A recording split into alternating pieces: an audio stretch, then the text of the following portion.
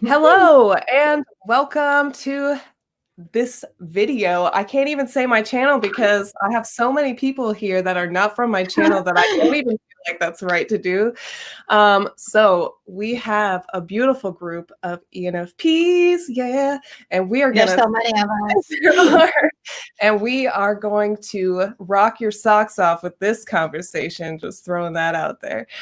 So before we get started, we're all going to introduce ourselves. I'm, of course, Michelle. I don't need any further introduction. If it matters, I live in Iowa, the state in the U.S. I think we're all in the U.S., so we don't even need to specify that. I'm in Iowa. Yeah. So go ahead, Lonnie.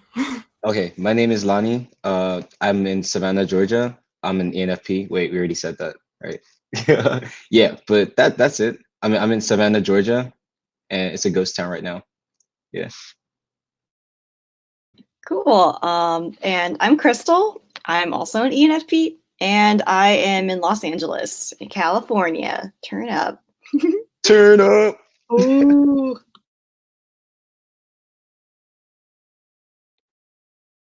My turn, or I think Meri. We can't hear you. I couldn't hear you when you were talking, Meri. Oh no. No. I think you're on mute. No. No, she's not on mute. Who can read lips? If you can read lips, you gotta get it. I can tell you that she lives in Wisconsin. Yes. Yeah. Her name is Meri. Yeah, maybe like refresh the StreamYard, Mary. But Yeah, you're yeah. Okay, Brett, tell us about you real fast. All right, so I just took a shower. Don't judge. All right, so I'm from Louisiana. Go Tigers, by the way. We just won it all. Yeah, I'm in college right now currently, and I'm always on YouTube. And about like 5-6 months ago, I came across Michi's YouTube channel when I first got into MBTI, and I just thought it was amazing. And she had such great content, so I was like, yeah, I'm subscribed. And I never really thought I'd be in this position talking to you guys. So it's pretty fun. I think this is gonna be amazing, this experience. And Yeah. we're already sharing like stories we write, and like she's like, I'm still looking at all her videos and stuff. It's just fun. So Yeah, it's fun. I'm 21 years old, live in Louisiana, and that's about it. We have two people from LA, just the different kinds of LA. Actually, I have a couple brothers that live in LA, and so I go over there sometimes. It's a pretty dope city. Yeah. I've never been to LA. I'm actually really jealous. Though right now I probably don't want to be in LA given everything that's going on. Maybe I'll come visit when everything's closed down. Yeah, we're not really enjoying it. Yeah.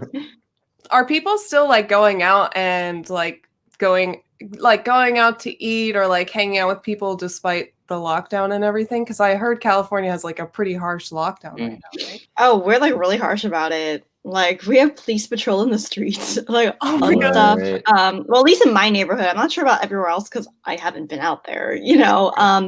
But yeah, like they've been cracking down pretty hard on like keeping things closed. They closed like the parks and the nature trails when like the first weekend everyone went hiking because they couldn't go anywhere else, and we were like, we saw people on the beaches milling, so now we're gonna shut down the beaches, and we're just No. But I mean, I was like, I understand, it's for the better. So yeah, basically California is trying really hard to contain it. They're like, do you want to be like New York? No, you don't want to be like New York. So and then we were like, okay, fine. So yeah. Wow. Well, that's actually kind of interesting. So everyone was like, man, I really want to go out. And then California was like, no, you guys, like, stop going out. We're going to have to close this stuff down because you guys can't listen. Yeah, I went to the mall on the last day before everything closed with my ENFJ friend Katie. And she was like, she woke up and we're like, I think we should just go shopping today. And then we went shopping. And that night, like, they were like, Mayor Garcetti was like, okay, we're closing everything that's non-essential except for grocery stores. And I like was with Katie. I was like, oh, we got in last minute. Oh my gosh. Yeah, I have not like, so Tim will not let me go shopping because he doesn't trust me to like be sanitary enough by the time we get home. So I have not left my house since Friday the 13th. Wow. That's the last time I went Wow. shopping. Not even to like not even like go for a walk. Oh, well, we've gone for a walk. So there's like a park pretty close to our house that we went to like last weekend, and hopefully we'll go again this weekend. They haven't closed the parks where I live because we only have like 20 cases total in the whole county, and even the county, like, so we're in like a quad city area, which basically means there's 4 cities like smashed together. Wait, where are you again, Michelle? Where do you live again? In Iowa. I live in the quad cities in yeah. Iowa. Yeah, I know what you're talking about. I was Yeah. like, oh, like that Idaho, Iowa area. Exactly. And so like even across the river in Illinois, there's like 20 cases there too. So like in our whole quad city area, there's like 40 cases so far. So it's been very minimal in the amount of lockdown. But I'm also curious, like for us, it seems like things haven't changed too much. I mean, it's kind of a small city, so people aren't like really that devastated. But the grocery stores have been like sold out of anything that's canned or paper goods or cleaning supplies. Those are like the 3 things that are all sold out like immediately. Yeah. But what about you, Lonnie? How's it out where you're at?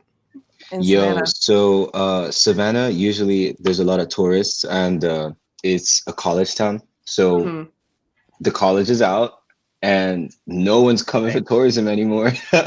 So it's basically super empty. Like I went on a run about a week ago and I almost had to like stop and like look around.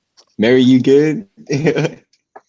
Meri, you there? Unmute Are yourself. You there? Earth to Show Meri. yourself. Show yourself. Okay, you can hear me now. That's really Yay! Fred. Wait. Okay. Yay! I'll introduce myself what's one up, more man? time. Yeah. My name is Meri. I'm an ENFP and I live in Wisconsin. Yay! So what's it like out in Wisconsin with the how are you guys affected by the quarantine and everything? Wisconsin. Oh, it's like not as severe as California. I have family in California. But we're officially, supposed to wear masks when we go out. Oh, really? Like we went to starting yesterday, I guess, or starting today, I don't know. We went to the grocery store like a week or so ago, and we just came home and cleaned everything. Like we have this whole process of if there are 2 packages like in cereal, you take the first one off, like kind of dispose of it, then clean the bag anyway. But we can still go grocery shopping. We're just my dad's works at a hospital, so he knows about like we have gloves and a few masks. Don't tell anyone near me because they're gonna storm my house. Your neighbors are just listening right now. Yeah, we went on a walk yesterday. Oh, nice. They're just gonna like snake through the balcony and like you see them on the windows like give me the masks. Yeah, supplies are definitely in shortage around LA as well. I actually like decided after literally like a month of like not having any Clorox wipes, I just decided to use my extroverted intuition and like sent out a call on my Facebook. I inquired. I was like, does anyone in LA, have they seen these things at any point? Or are they willing to ship me some? I'll Venmo you. Because I wasn't about to ask my parents who live in Oregon to go do it for me. Because I was like, dude, like it's too dangerous for y'all.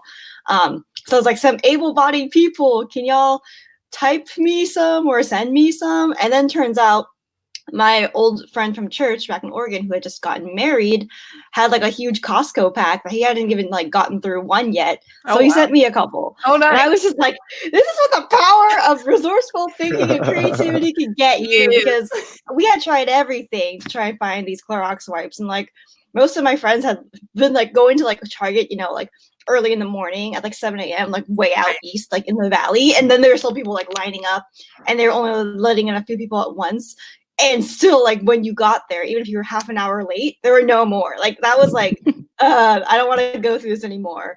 And if someone ships it to me, I've been reading information, and like, you can't really get it from packages. Like, I've just been like researching a lot to like actually find out how to like calm my fears. But yeah, Aw. so in short, if you're missing any supplies, figure out a way to get someone to send them to you, because the mail still works. The mail still works. Yes.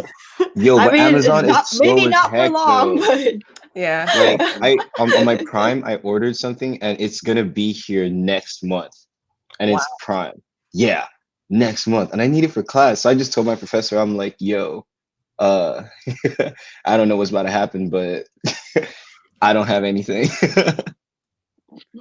So it's like, we're not prepared. Right. Yeah, nah. So, Brett, I'm curious. I feel like, okay, so maybe this is my conception of what Louisiana is like. I feel like there's Baton Rouge and there's New Orleans, and then there's everywhere else, which is all small little farming towns. That's You're what right. I imagine.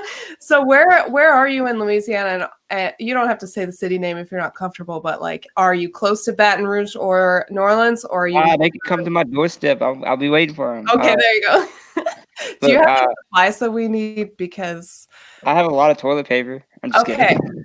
yeah, Not that person. Okay. you're about to get You ready. don't say stuff like that in public, man. You're about to get jumped. Yeah. No. Yeah. No. So I'm like 30 minutes outside of Baton Rouge, right? And yeah, that's where I'll be.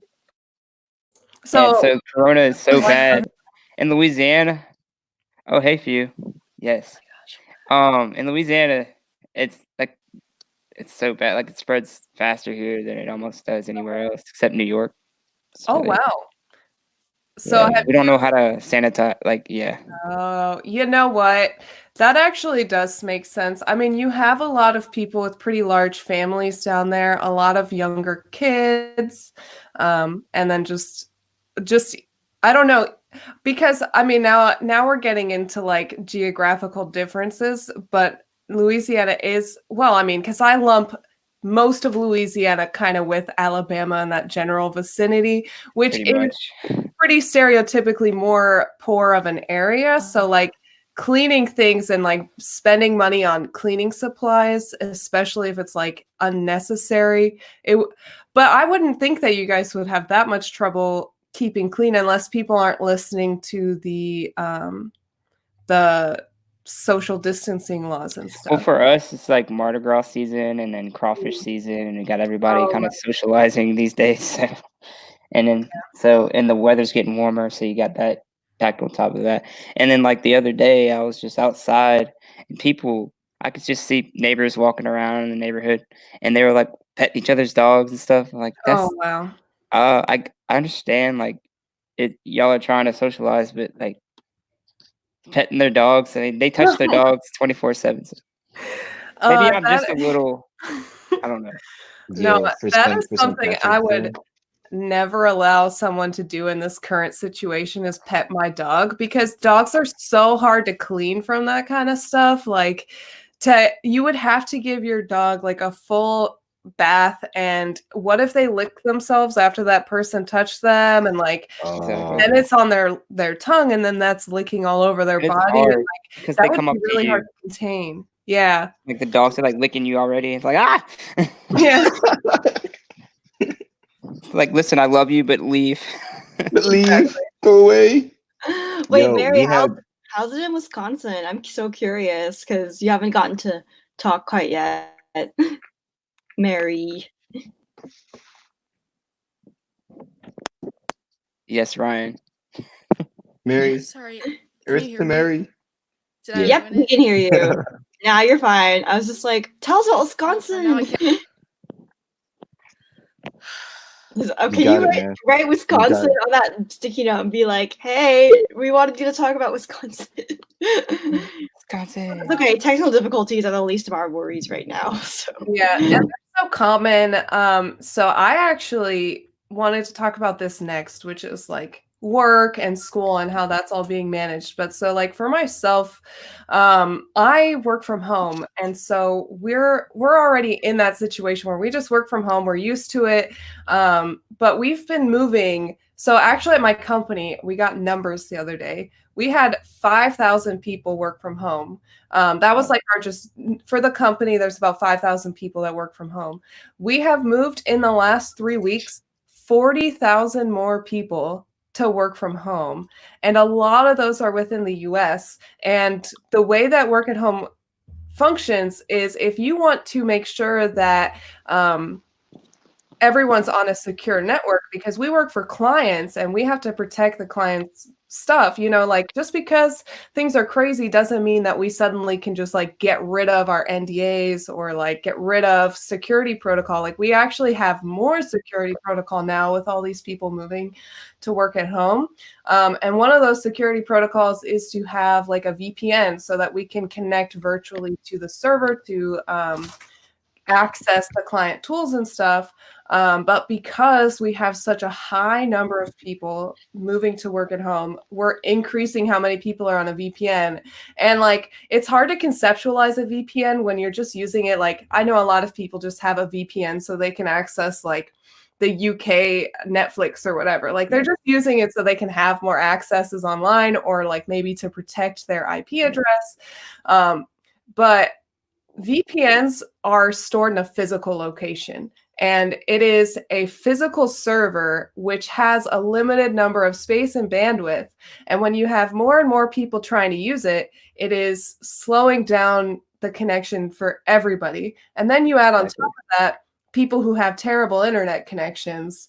And it just all gets compounded where there's all these people having issues. And even more so, everybody moving to work at home or even just being stuck at home, they're using so much more internet right now that like our work tools are constantly breaking because there's so many people trying to use them. And it's just been like an absolute mess to try to keep everybody employed and working, because we're trying really hard to make sure that people don't lose their jobs as much as we can.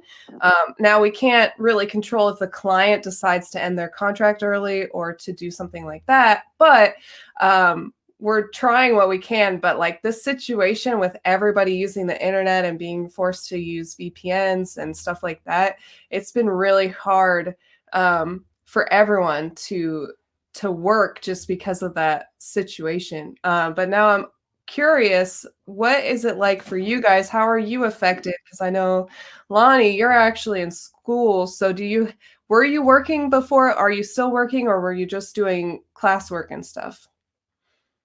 Yeah, so I was working before, but it was always online. Like I do designs and then I send it to people. So I just basically needed like my Wacom tablet and internet, and I still have those. So that still works.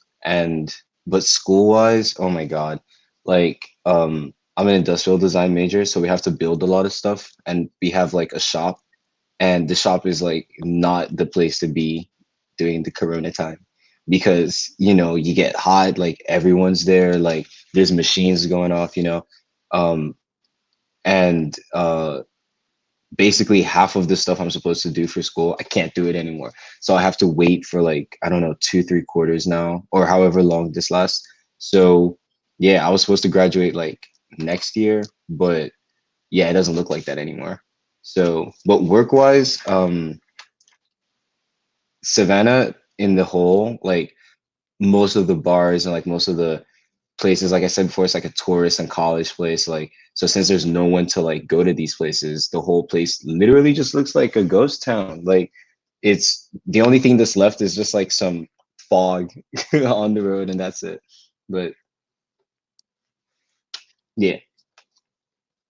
What about you, Crystal? So I've actually been just like working from I've just been working from home for like last year anyway. So like I actually didn't see like Yes, yeah, we can. can. Yay. Yeah, so I actually like didn't see. Oh, yeah. Wait. Oh, Okay. Anyways, I was just gonna say that. Oh, sorry. go The reason I'm like going ham on this, like trying to figure it out, is because you guys sound super like choppy and echoey, and it's like hurting my ears. But I'm just gonna like deal with it, even though I can't really hear me. Aww. Yeah. We appreciate it. Huh. Interesting. Oh, it's fine though. Like, Sorry, yeah. Yeah. Okay. Well, I was saying that like I've been working from home for like the last year or so anyway, because I'm a freelancer, and I guess I kind of took a hit to my income a little bit because I was doing a lot of like copywriting for like smaller businesses, and like they couldn't like pay me once everything like kind of shut down and they like got affected. On the other hand, I like started like just asking for like donation-based tarot readings. And, like a lot of people in like various Facebook groups like started like coming on, and like they would like sometimes like tip me even more than like the usual reading, so it would like even out. And basically I've been like trying to like make up my income via that, because you can do it via like video chat. I can like send them the picture of the cards and like show it to them. And yeah, it's like stuff I already do all the time, like just like psychoanalyzing everything. So yeah, I would say like I've been doing pretty okay with like, I guess, money in terms of that. I need to like get back onto like finding another like more stable job, but yeah. I would think that a lot of people would want tarot card readings right now, just given the situation. They'd want to like have some kind of guidance for how to navigate, because for a lot of people, this situation is really hard for them. There's a lot of people, there's like this whole meme about introverts and how they haven't been affected because life's still the same, but half of the world is extroverts, and extroverts aren't having such an easy time.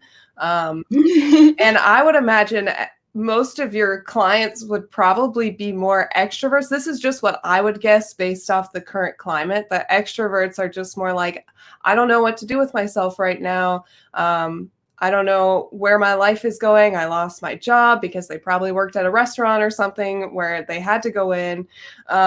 So is that the case, or is that not the case? Well, okay, I can say that as an extrovert, I've actually had like a pretty nice experience. Like being stuck indoors is something I want to say. Like there's been a lot of memes about like introverts gloating because like I've been social distancing since like before it was cool or some shit. And then I'm just like, wow, like, do you want a cookie? Oh wait, that's probably like contaminated at the grocery store, so no, don't take it. But like, and then some extroverts are like, I'm going stir crazy. I'm trying to like make excuses to like leave my house. I'm going to the grocery store like 3 times a week.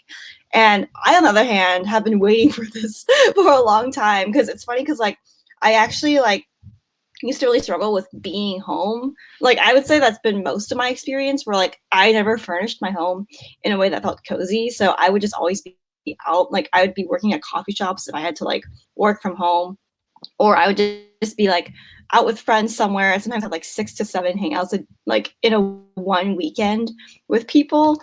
And then like when this happened, I was like, oh, I guess the FOMO aspect isn't there though, because it's not like everyone's hanging out without me. They're just hanging out online without me, but like whatever.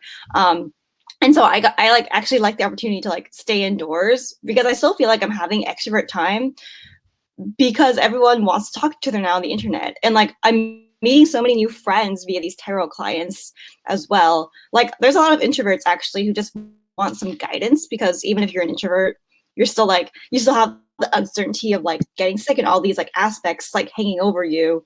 So like I would say extroverts and introverts have both come to me asking for guidance. And I preface this that like tarot reading is not about like telling the future. It's about explaining what's in your subconscious and like what's in like your control in a sense.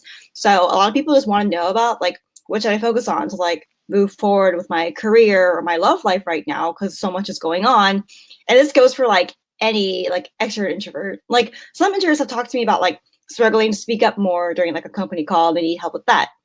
Some extroverts are talking about like, how do I like meditate on the fact that I don't have any more like community and physically, how do I fill that void? What is something I should do? So I do cards for like all these people. And like, on the other hand, it just like makes me actually more happy with who I am and understand that more. And so I'm actually like burning out a little bit from like talking to so many people a day. I would say my social life has never felt better. And I actually feel like maybe an ESFP wouldn't relate to this, because like as ENFP, like the intuitive realm is like bustling. Like people are like spiritually shopping around. People are like thinking about the things that I always think about. I've never felt like more accepted by society in my life right now, almost, because like everything's crumbling. So I guess like to me, it's like I don't feel like there's a void. If anything, I feel like I wouldn't say I'm enjoying the quarantine because all the uncertainty does like suck, and like the grocery stores and like the news is all really scary. But I think that in terms of like people and interconnection, I like don't feel like I don't know. I would say I do miss being able to see my friends like physically, but at the same time, like my priority when I am with people physically too is to talk Right. about intuitive stuff. And now everyone wants to actually talk about that. There's no more like, okay, Crystal. It's like, oh shit, let's talk about your existential like angst. I'm like, perfect, because I don't have any more right now. So we can deal with yours. So, Exactly. Yo, I kind of feel you on that. Like when it started, I mean, someone said like I've heard a lot of ENFPs have loved being inside because we're finally tending to our FI. Yo, like at first I was like, I'm gonna die.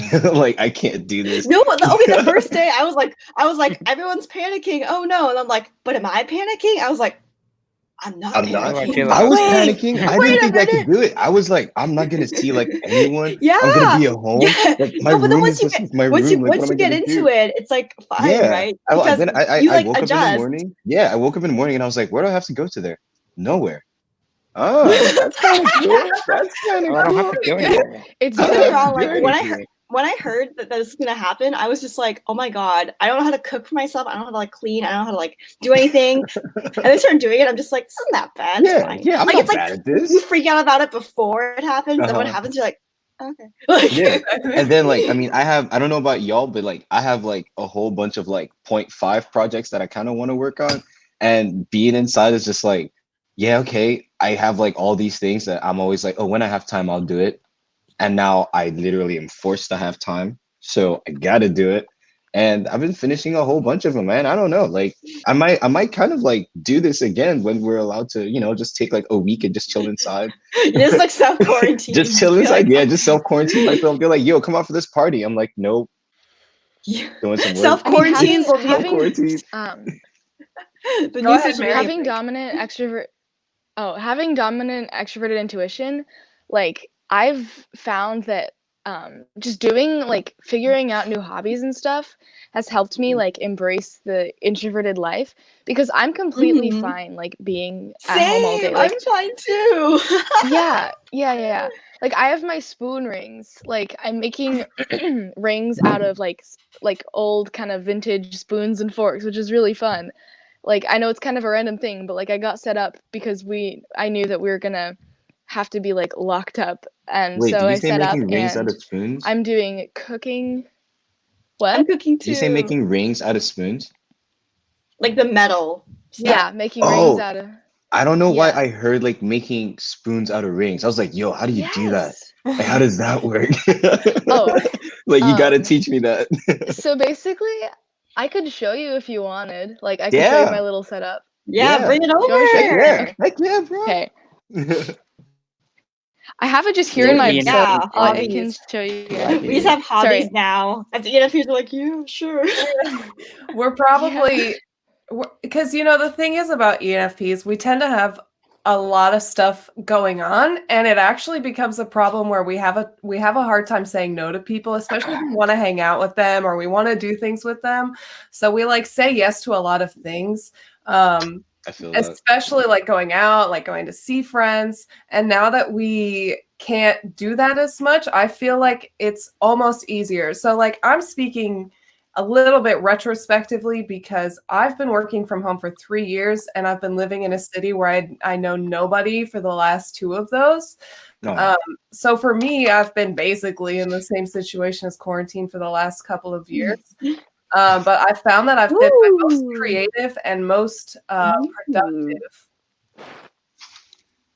Ooh, look at the spoon. So do you want me to show you how this that's works? pretty cool, man. Yeah. So that's pretty nice.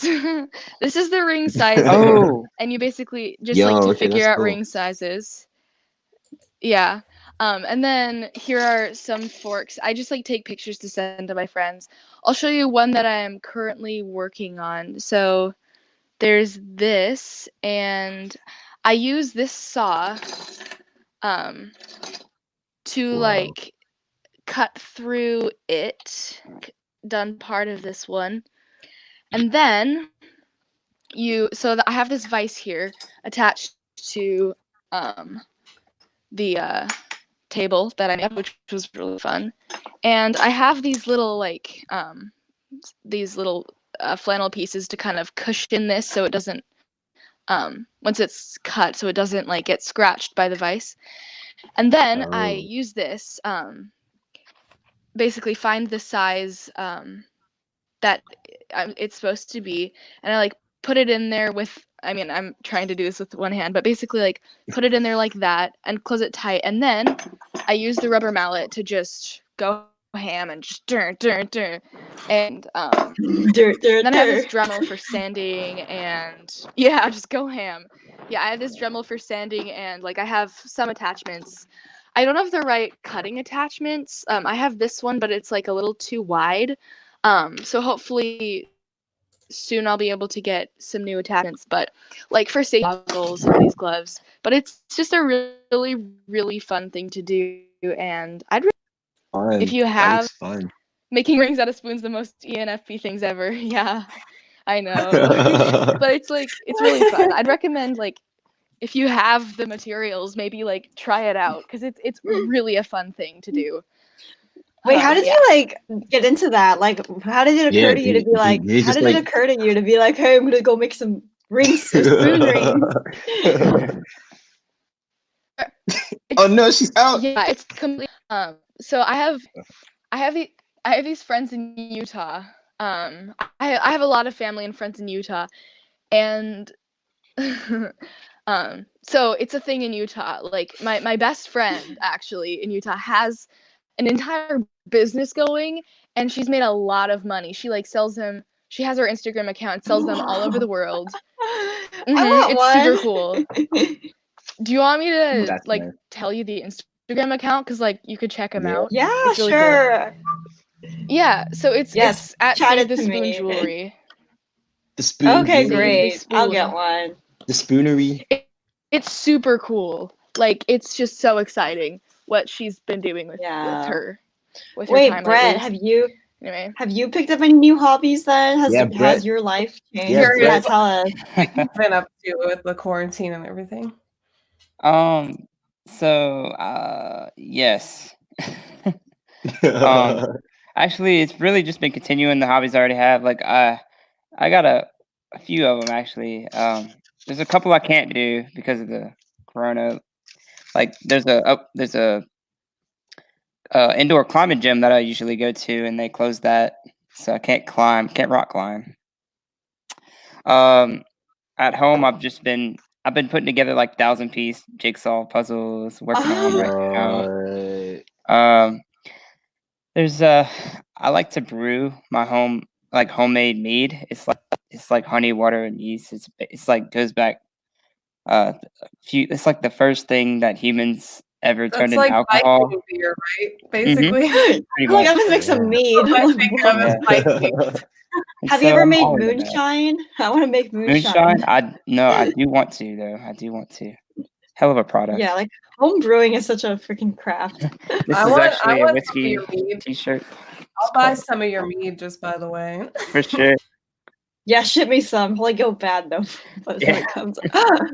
Let's see what else. Yeah. Oh man. I've just been reading. Like I feel like as an ENFP, I put reading off too much. So I've been reading more, and like my TE is like loving it. What kind of things? Yeah. Yo, I started playing the ukulele. Philosophy of Ayn Rand. She's like, Ayn Rand. TE as fuck. Yeah. Am I allowed to say that? Whoops, sorry. Oh, it's okay. Wait, I missed that. I'm I missed that. What? Robin Williams biography. He's reading Ayn Rand. Yeah. He's reading INTJ. What? AYN Rand. Is it Ayn? It's like Ayn. I actually don't know how to pronounce it. Lol. Oh no, where'd he go? He's getting the book to show us. Here's the wiki page for it, for Ayn Rand. Yeah, it's pretty intense though, not gonna lie. We should Oh yeah, Alice there's hella questions in here. What's in the jar? What does it look like? Moonshine. I don't know. I don't know. I actually Oh, bought it shit. from He Brett. I wasn't- he bought this wasn't- from Brett. It's pretty cool. Brett wasn't kidding. Oh. He really is Let me reading get my headphones Ayn on. Rand. Oh, she's the one. Okay, that- sorry, I'm what? looking through the Oh, okay. I'm looking through the comments, and I Atlas think we should shrugs. answer some of the questions, maybe like Atlas. eventually, Yes. but Yes, I we mean, will we can definitely. start maybe now. I don't know. Should we start now? My Yeah. Enneagram is 7. I'm a 7. I'm a 7 there boy. was one Was there one question before that was that? like, how did you Hi, discover INFP we're an James. ENFP? Wait, we should go from the oldest one first. I Yeah. think the first Yeah, one let's- was what's our Yeah. Enneagram, and then we can go into the rest. Okay. All right. We'll answer these ones, and then once we get to the bottom, I guess Yeah. more people can ask. But okay, let's start with Michelle with your Oh. Enneagram. Yes. I am actually an Enneagram 9. So Oh. Me too. Well, I'm like, Ooh. oh, what? Wait, y'all are 9? Okay. It's My not. last one, It's actually. Yeah. What's your wing? What's your wing? 1. I'm a 9-wing 1. Gotcha. So I don't there, know, the 9, actually. the 1 is the perfectionist, and the 8 is like the achiever. So 9-wing 8 have a little less trouble with confrontation because 9-wing 1, we want all of our interactions to be perfect and free of conflict. So it's Oh, a rough. Virgo of you. What a Virgo. Hmm. Oh yeah, and the Virgo doesn't. I think I know. might be that one. The INFP said, y'all ain't practicing social distancing with them feeds so close together. What can I say? What can I say? Yeah, I think Mary's a 9-wing 1 because she spent so much freaking time trying to get it right with the choppy audio. Yes. Like, she's not trying. Yeah, she wasn't dude, trying to power. I would have just stopped it right there. I would have just been like, I mean, yeah, it's I'm still choppy, you guys. It's still choppy, but She didn't try to power move 9-wing 8 and be Yes. like, you have to put up with this sort of eventually, Exactly. you know. Everyone's guessing that Lonnie's a 7. Oh, Pure Lonnie is pure- definitely a 7. He's like the purest ENFP 7 out there. You know, it's Right, what are actually, you- actually I have like, a question. I Wait, are took you the, talking about Tim? There's so many Tim? going on. Oh, too many Yeah. people talking at once. Oh no. Okay, so I'm a 9, Mary's a 9, Lonnie's a 7. Crystal, you're a 4, right? I'm a 4-wing 3. Ooh. I don't know if anyone can tell because I literally had like a freaking like 10, not 10, but like maybe 5 to 10 minute monologue right in the middle. And so, And Brett, do you know about Enneagram? Have you looked Yes, into it? yes. What is your type? I'm a 4-wing 2. 4-wing 2. So what's your name up top right? Top right?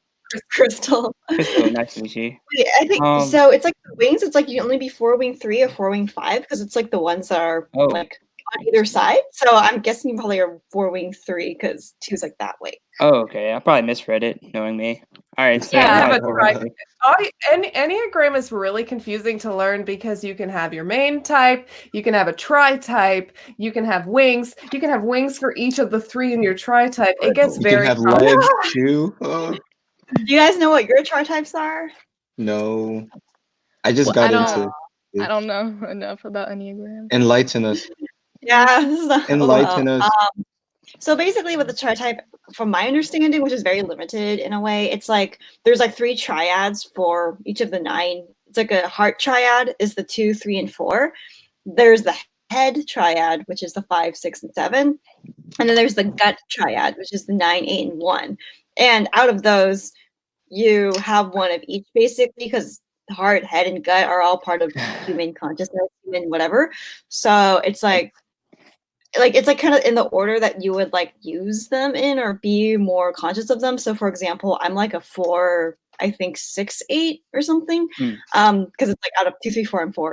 And then 5, 6, 7, I'm 6. And then 8, 9, 1, I'm more 8. So that's like my tri-type basically. And that definitely makes sense because you are, I think of the 5 of us, you're the most like, I wouldn't say aggressive's the right word, but you're more like, you're just more willing to like put yourself in like in the lead kind of things. If I'm yeah, like I like we've been in other conversations together, Michelle, but I'm sure you've noticed that I definitely like flex TE and try to like be organized. You were like, okay, so what is the exact order we're gonna do this in?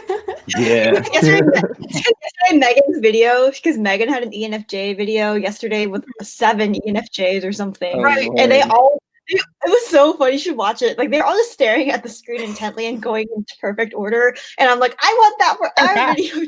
I don't think that's gonna happen here. I don't think that's gonna happen. I don't think that's gonna happen. I was like, here's a boundary that can be crossed, I guess. Was like my idea. So Yeah. but like, yeah, definitely more aggressive. Like, which is why the tri-type is interesting in representing like the full like scale, because even though I'm such a 4, like, and such an individualist, I'm also like, I used to think I was a 4 or 5A. I'm actually not sure still, but I'm either like 5 wing 6 in the middle or 6 wing 5. I think 6, because I do care about like security and stability. It's just like existential security and stability as opposed to like literal physical stability and security. So I see it. And then 8, I definitely power move people. Like I have no problem like asserting myself in certain capacities. It's actually like with strangers, I have no problem. And like with bosses, it's more so with like friends, like really people I care about, being really vulnerable about my needs is kind of hard, which is also kind of 8-ish. So yeah, basically. Talk. Okay, I'm done.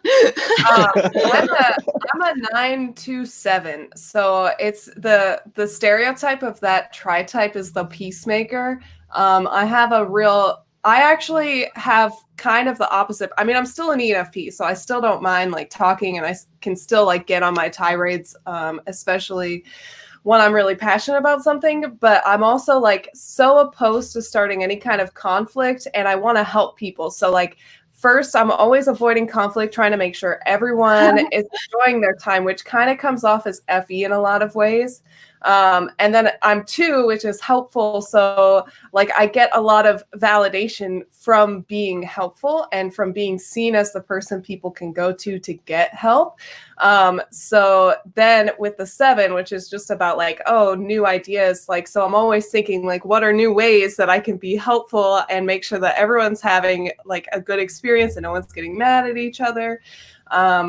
So it's a hard knock life, because as an ENFP, like that's part of my identity, that my FI values that. And so it's a mess. It's hard. It's a hard life. As a 9, So me and Crystal as a were 9 the same. myself. We're the same. Go ahead, Meri. Sorry. So me, what I was not. No, keep going, Meri. Do I go? I don't know. I can't. Okay. I don't know. Meri, as a 9 Let's myself. all just talk at the same I time. can't even hear you. Like at the sometimes, exact. but, as I just realized I was on mute. Okay. I muted you. Go, Meri. Never. Okay. All right. Back to what I was saying. As a 9 myself, kind of the worst thing like is when I try to be nice or like try to do something for somebody that's like, you know, like with them in mind and their happiness in mind, and then they kind of mistake it or like don't appreciate it. It's like really hurtful, and it's like I try so hard sometimes to like do things for people, but then like it kind of hurts a lot when they like, you know, like make it seem like I'm doing something wrong, because that is like where I put most of my effort. But like at home sometimes it's really hard to, because like I know I'm getting real, but like I kind of have a rocky relationship with my dad. And so like sometimes when I'm home a lot, I like forget about like who I really am, because I'm kind of shutting myself off. But I've noticed when the more I interact with people, like friends and stuff, the more like my true personality comes out, and my true like I guess altruism comes out. So I'm realizing I need to forget about like what my like the fights with my dad, or like, you know, I need to forget about that and realize that that's not like who I really am, and I need to like remember that I'm doing my best to be like the kind of friendly person I am, and it may not be appreciated by everyone, but I can't like let myself fall into that trap again. I was actually looking at that like I forget which website it is, but it was saying like the best to worst, like the, you know, at the 9's best. And I realized that like a lot of my life has been like kind of dissociating from myself. Like they were looking at the further down, like the less developed people, it was talking about how like you kind of dissociate from yourself as to just protect yourself and your identity. And I've realized, like, thinking back, I've been doing that like all my life, but it's only been like in the past, like since like November, that I've finally realized that like I should not feel so self-conscious and like feel guilty all the time. That's just like kind of, I don't want to get too much into it, but like that's just that part of me that's like constantly in the back of my head, and I need to just like ignore it. And so that's been a really good thing. It's helped me like kind of unleash my full potential as a friend and as like a family member. Yeah, that's kind of what I've been going through lately. Yeah, I feel that. Yeah, no, Yeah. it's like hard because like I don't like really relate to avoiding conflict necessarily, but as an ENFP, I definitely also relate to like not feeling like my bubbly talkative self when I'm at home compared to like with other people who I don't feel like are gonna like deeply affect and like judge me. So like I also feel like a shell of like who I am.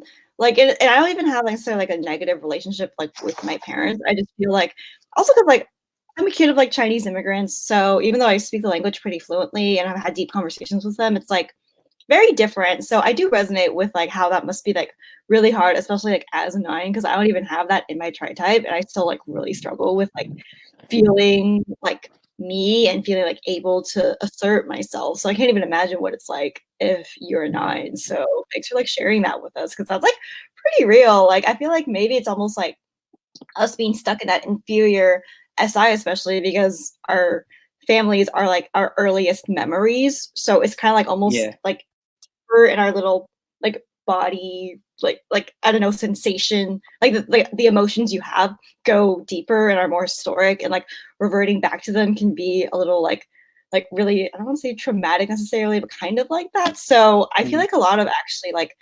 ENFPs too, like really resonate with feeling kind of like you switch off almost between like any A and then like SI like or something. I don't know. Like Wait, what do you guys are you talking about like the Yo, sensory memories? Because it kind of cut out for a second. Are you like sensory memories? Yeah.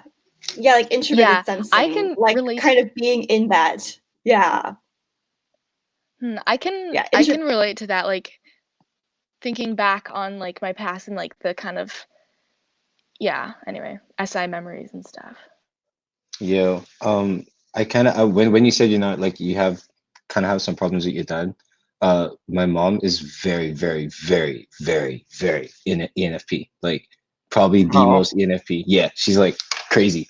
She's off the charts. Like, and it's kind of hard because growing up, like, because of like how just big that she was, like, all of us were kind of forced to like, like shell up. yeah, And yeah. after a while, it's kind of like, you grow up with that whole also because like, I don't know about y'all, but I'm pretty random. Like I'll just think to do something and I'm just gonna do it. Yeah.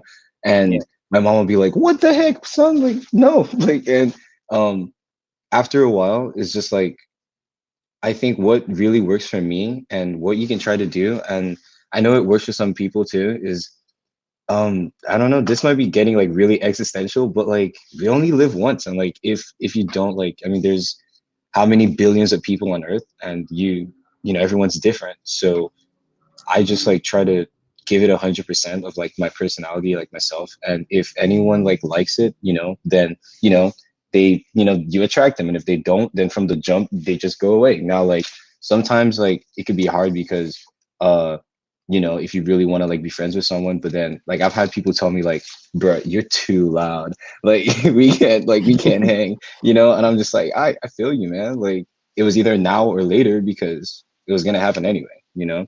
So yeah. Can I just say something real quick? I Hmm. was just looking at all the comments and I literally got teary-eyed. You guys are so sweet. Thank you so much for like the support. I really appreciate it. Just like y'all in the Aw, comments. I don't know. the comment section. Yeah. I love how some of our Discord family was on here. Yeah, There were a lot. bro. one here. Where's So few at? before we go to the next question, Brett, you haven't had a chance to answer what it's like for you being an ENFP and a 4. Well, it's interesting. So I've taken like the quiz, like Myers-Briggs quiz, probably about 6 times up to this point in the last 6 months. So I take it like once a month, and I haven't gotten any other result. And the only thing that changes is the T or the A at the end. So I'm either turbulent or assertive. It's just like, okay, you're an ENFP. You're just fluctuating. Yo, what does the I almost T got and A it. mean? I have no idea, but I just noticed it changes sometimes. So notice my T and F are very almost 50-50 on there. So I don't know. But what I really want to do is go into objective personality. I want to take the longest version of MBTI's tests. Like you think you have to get like a certification to take it. And so yeah, I'll take Dave's superpowers thing, go through the course.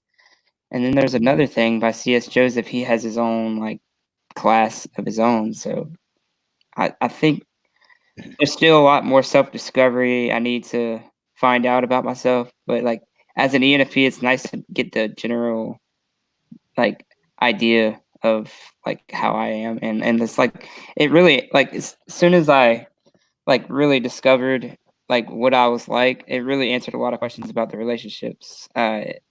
People I'm close with and stuff. And it really takes the stress off you when you can understand, have like a perspective where it's like, oh, okay, that's just who they are. And that's like, yeah, just mind blowing. And Enneagram, four wing 3. I'm not sure. I thought I was 4 wing 2, but like obviously that's not even possible. You could have 4 and 2 in your tri-type though. So you could. Yes. Yes, you can. You're special. Oh no, you can't. Oh, I'm terrible. No, actually, No, don't that's listen to me. Listen to him. Listen to Oh, him. I'm kidding. Ignore me. Okay. Yeah, so 7 would be my third. Someone earlier did ask like how you discovered like your your Myers-Briggs, and I think that also goes for Enneagram. Like, how did you like kind of come about that stuff? Like Ooh, can I go specifically, first? Brett, is that your? Yeah, go ahead. I'm sorry, can you repeat that? I was like zoned out. Wow, rude. I was looking at that. Well, I'm not gonna lie. I appreciate it. All right. Yeah. I'm sorry, so what was the Yeah, it's pinned. Like, how did you Oh, discover you were an oh. ENFP? And I think that also goes for your Enneagram. I was living on my own about this time really. I was just like I got home from work, it was late and it was 2 a.m. and I was so super bored and just me in my room in my apartment. And my roommate wasn't there. I was super bored and I'm like, I don't know what exactly inclined me to get going. Like, who am I? Like, I guess I was just curious. Like, here I am, 19, 20 years old. I'm living on my own, got a great job. I don't have a girlfriend or anything like that. I just didn't have any sense of identity. So I'm like, okay, so I get my iPhone out, which I don't have one right now because I broke it. I just take the test. I'm like, ENFP, what? And then I read the description. I'm like, well, this actually, a lot of this really makes sense. And then I start reading through all the other descriptions. I'm like, well, they make sense. But this ENFP thing, what is this? So I guess that's how I discovered it. And then I didn't really start taking it serious till like 3 or 4 months later when I guess I started just randomly thinking about the test again. I'm like, okay, let's see if I get the same answer. And then sure enough, I did. And so I started looking closer into it. And then like I go to YouTube because it said, okay, so apparently INTJ, INFJs are most compatible, or the probability of being, I guess, the path of least resistance with it would be the INTJ, INFJ. So I look into that. I go to YouTube. I type in INTJ woman because, like, see what they're like. See if I like that person.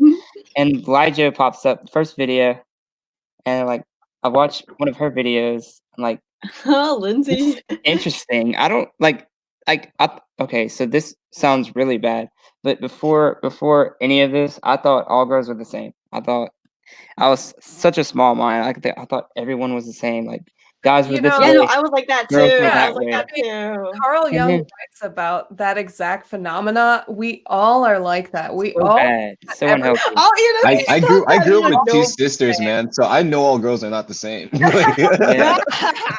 Hey, And the heck thing yeah.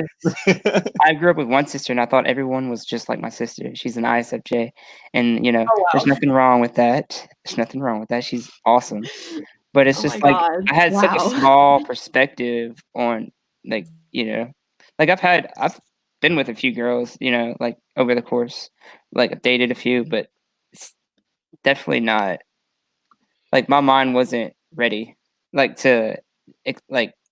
it wasn't in any of this like personality stuff. But now that I have a grasp of it all, it's like I definitely can.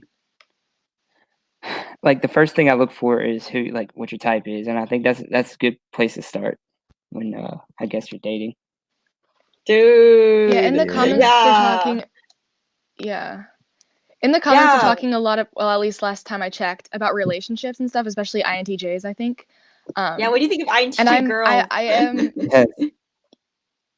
yeah, I'm thinking back kind of a little bit, like kind of checking myself, because like I have been like I'm not a huge, I don't date a ton, like that's not really my focus right now. But Mhm. when I have like, or when I'm thinking about dating, I think about personality types like Myers-Briggs, because that's just kind of consuming my life, not in a negative way, but I have to check myself, like that, like yeah, I know, but that I don't like base who I want to be in a relationship with off of the type. Exactly. 'Cause that, first yeah, of I all, know is, what you. like, I know kind of- exactly what you mean. Yeah. Yeah.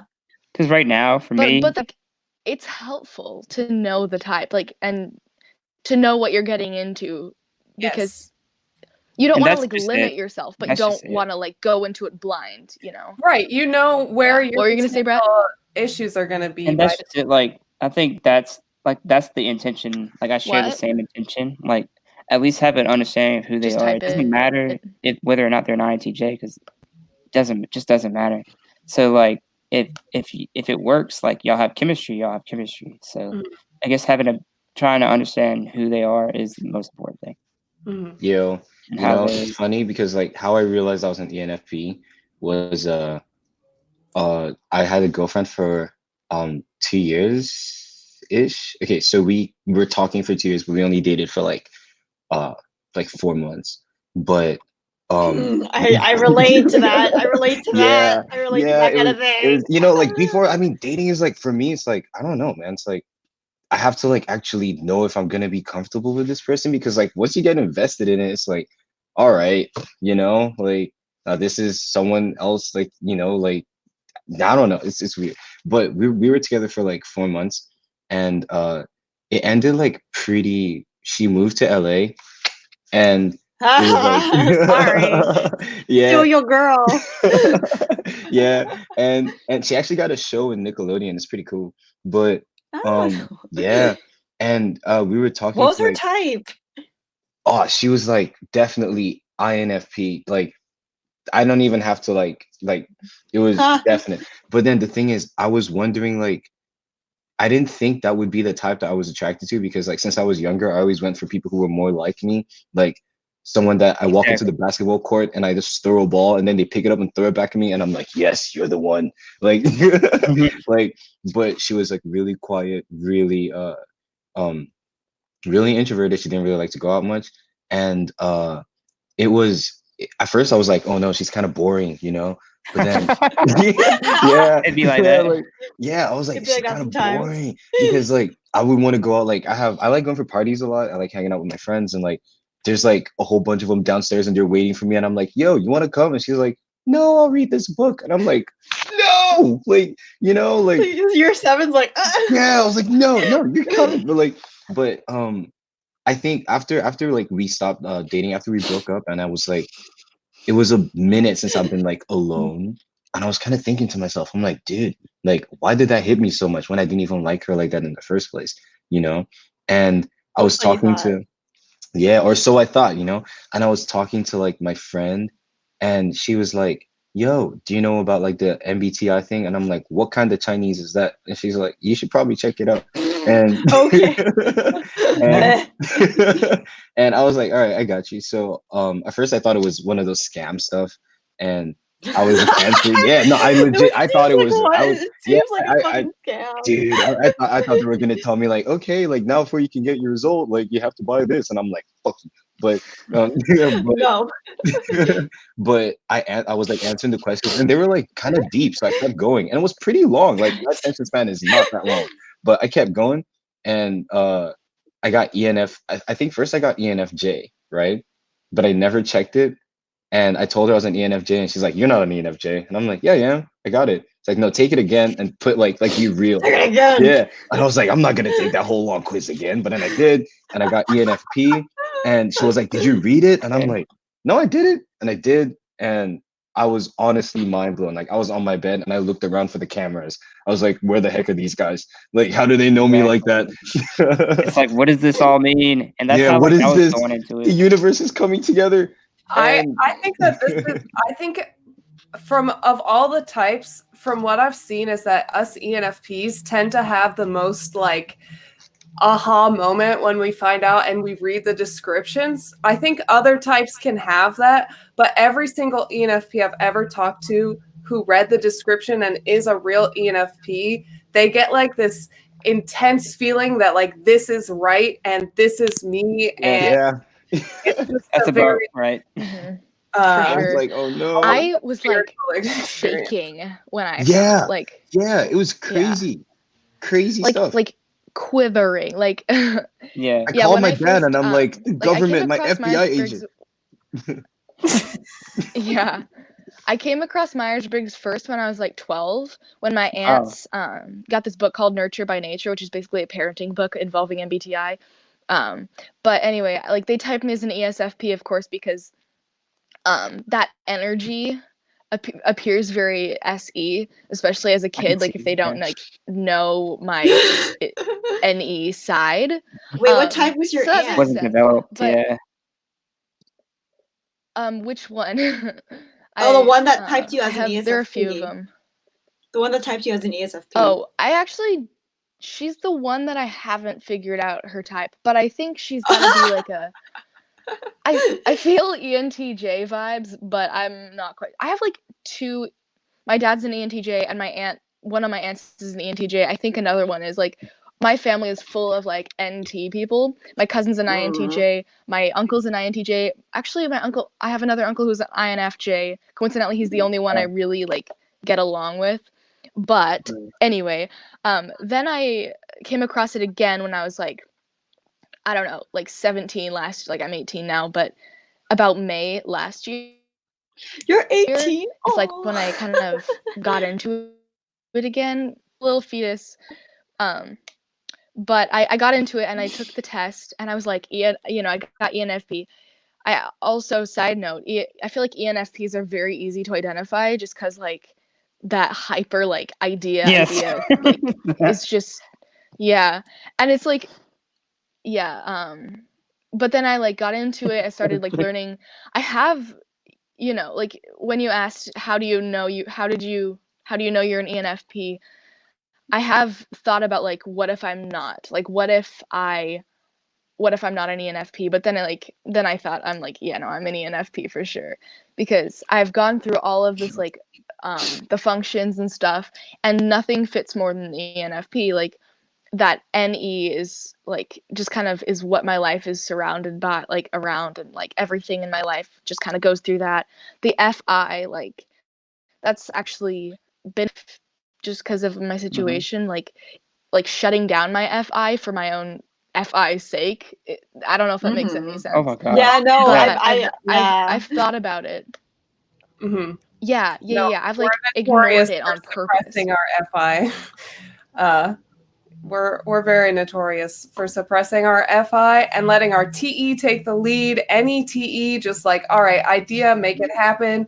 Let me just make things happen because I know that I can do that and I can control that. Like, because when things start getting crazy for an ENFP, it's especially if it's like too emotional, because otherwise we get stuck in that like FI and SI. So it like really it tends to be really negative for ENFPs when we start getting into our feelings. Like it just, Oh God, yes. Yeah. Yeah, I was about to. Yeah, I was about to say. Okay, so I just recently got into like MBTI, and I haven't like really dug deep, but I'm guessing FI is like the feeling one. Yeah. Mm-hmm. Yeah, like Yeah. value systems, what you think is right and wrong, like how you feel about situations, how you feel about people, like the decisions that you make about them. Like when you meet someone and you get that gut sense that they're not a good person or that they're a good person, like Oh, that's yeah. like your Mhm. Apparently, other people can't do that, but yeah. I know Yo, it's not hard okay, to okay. conceptualize. I want to know if like y'all can do this too. So like if I said that like it was such a superpower, whoa. But okay, I was like, so okay, what is Yeah, it? usually learning about NE is when I like fully embraced it. Like the ideas, like I didn't kind of before I like didn't pay attention to them because I was like, no one cares. But then like when I learned about the Aw. functions in NE, I was like, oh my gosh, I'm gonna embrace this, and it's like been such a positive experience. mhm. Yeah. Yeah, usually if I Funny walk story, into like a actually. room that has, oh no, you good? Yeah, okay, okay. So if I walk into a room that has like people in it, Oh, it doesn't usually work for like one person, but I can instantly like tell like, okay, this is what you got to do to like make, to make the room like nicer, or like these people are scared because they don't want to talk about this, like, a new class or something. And yeah, and it's like kind of like reading the energies. It's almost like as clear as like seeing color. And I'm like, yeah, this is what's supposed Yeah. to happen And like in this room. it's not the same as FE either, because I feel like FE cares about the group, but I feel like I'm the kind of person that goes like person to person to person to person, like Individual to lights individual, one light at a time until they all form like a nice glow. absolutely. Yo, I usually go like everyone. Yo, So like yeah, yes. like if like I remember like the first class I had at SCAD here, I walked in and everyone was like obviously so tense because we were all little baby freshmen and no one was like, Aw. wanted to talk. So I walked in and I walked up to the board and I was like, all right guys, so the professor couldn't make it and I'm the guy that's gonna be like standing in for today, and everyone like started getting ready, like and I was like, oh no, they actually believe that. Now what am I gonna do? And I was like getting the stuff ready, and I was like just hoping the actual professor doesn't walk inside and like tell me like, what the heck are you doing there? And I was like, okay, let's start by introducing ourselves. And then they started, and I'm like, what have I got myself into? And halfway through the thing, I just like kind of walked out and I was like, yeah, guys, I was kidding. I'm not really the professor. And they all just started laughing. And that was like, it was like after that, everyone That's so 7. That is such a 7 story. Yeah. No, but like, oh yeah. Wait, can I tell my ENFP origin story? My origin story. Origin story. We got superpowers. Yeah, but so for me, like I took like one of those tests when I was like 15 or 16, about being an ENFP, and then I read Heidi Prieb's like things on Thought Catalog, like back when they were popular, like toward the end of my high school career. I'm 25 now, but yeah, and then like I actually got more into it when I was 20, so like sophomore year of college. It was actually because of my best friend Megan Lavoda, shout out, who Michelle knows. She's an ENFJ, and now she has a 13,000 subscriber YouTube channel that we're on together. But back when we were in college together, I had a huge crush on this ISTJ guy who was one of my best friends, but we never could figure it out. And then I had a crush on another INTJ guy. And like, I was like, what is this type stuff? Can I learn more? And so it was like also like kind of romantically motivated, but I was the girl. I didn't make them take the test. I was just thinking about like, I'm distracted by that face now. Geez. That's how I feel. So I was just like, I want to learn more about these types so I can like type everyone or whatever. And then Megan was like, you should like look into like socionics and like these like functions. It's better than the test. I'm like, oh, okay. So I just like started reading, and then I started like just asking her questions, and we spent all winter break 2014 just like messaging back and forth, like like talking about it like constantly. Like it was like for like hours and hours and hours every day. And then like I was like 19 at the time, I guess. Yeah. And then I like was like, like looking into being an ENFP, and I actually have never questioned my type for 1 second. I've always been like, I'm for sure an ENFP. Mostly actually because I typed myself by my blind spot. So I read all 8 of the function descriptions because I wanted to know what all of them were. Because I was already like, I don't think I'm not an ENFP, but I guess I'll look. And then I read about TI, introverted thinking. And I was like, Dude, I've unlocked the secrets to the universe. I don't have that. I don't have that at all. And the reason I knew I didn't have that was because I have an ISFJ mom, and like she's kind of someone who like favors her TI more than her FE because her auxiliary is FE, so she like never uses that. I've talked about our relationship in some videos. It's like a very like love-hate thing. But yeah, like she for most of my life didn't understand how to use TE to tell me what to do. She just tried to like figure out what I was thinking, and because I wouldn't be like consciously like able to put it together, she would just be like sometimes like, are you dumb? Like not actually thinking that I would think I am dumb. So all those comments she would make when I was younger that were just like her being frustrated as opposed to like being condescending, like with a TE, whatever, I internalized really deeply that there's something wrong with me because I don't have TI and I can't figure things out very quickly. With like, I don't know, like, you know, the ISTP like stereotype of like being a mechanic, like shit like that. Like she was always like fixing stuff in our house or like just working with her hands. And she would, and then Chinese is called dumb hands, dumb feet. She would refer to me as that all the time. Like, and so I just like internalized a lot of that. Also, like, because I grew up like in a really Asian American suburb as well. So all my classmates were like all NTs or all wannabe NTs, and like everyone would prize TI and like figuring things out very quickly or like trolling and like criticizing things, and like I would notice that I was just not that way. So I guess like the function that I knew existed the most out of all 8 was TI, because I knew I didn't have that, and also because I'm a type 4, so I saw how I'm different than everyone or something. So I was like, okay, out of all these types, who would have literally no TI? And it's either an ENFP or ESFP. So then I was like, I'm definitely an ENFP because NE, I definitely don't have SE. And then I was like, oh, like that, yeah, that makes sense. I am an ENFP because I don't have TI or SE. And I think that's actually how I type people now, because I think as you self-develop, the things that you aren't naturally good at, you'll always be a little behind on, even if you get better. Like I can like seem like I have NI and FE. Like some people have thought, oh, like some people who before they like knew type, some NTPs would be like, are you like an NTJ? Because like as I got older, I became like more assertive, and I was a political journalist for a while. So people would notice how smooth I was with like politicians and like able to be very aggressive about like asserting myself. So people would think I was like an ENTJ sometimes, but like I was like, haha, no, I'm not. So, like, because I was like, I know what I suck at, and what I suck at is something that has imprinted more deeply on me than what I'm good at. So even though I know I'm good at NE and FI, I know more strongly my weaknesses. So that's basically my origin story of like how I came to realize I was an ENFP, because I could see how strongly STPs were my complete opposite. And so that's how it works, I guess. Can I bring up FE again? Because I have an example. Yesterday, this is kind of a sad story actually, but my sister who lives in California, her friend's mom died yesterday, and it was devastating because it's really sad, because my sister is really good friends with this girl, and she has lead FE, she's an ESFJ, and like she feels so strongly, and she was crying the whole day, and like you could just tell that she could feel every ounce of like sadness that her friend was feeling.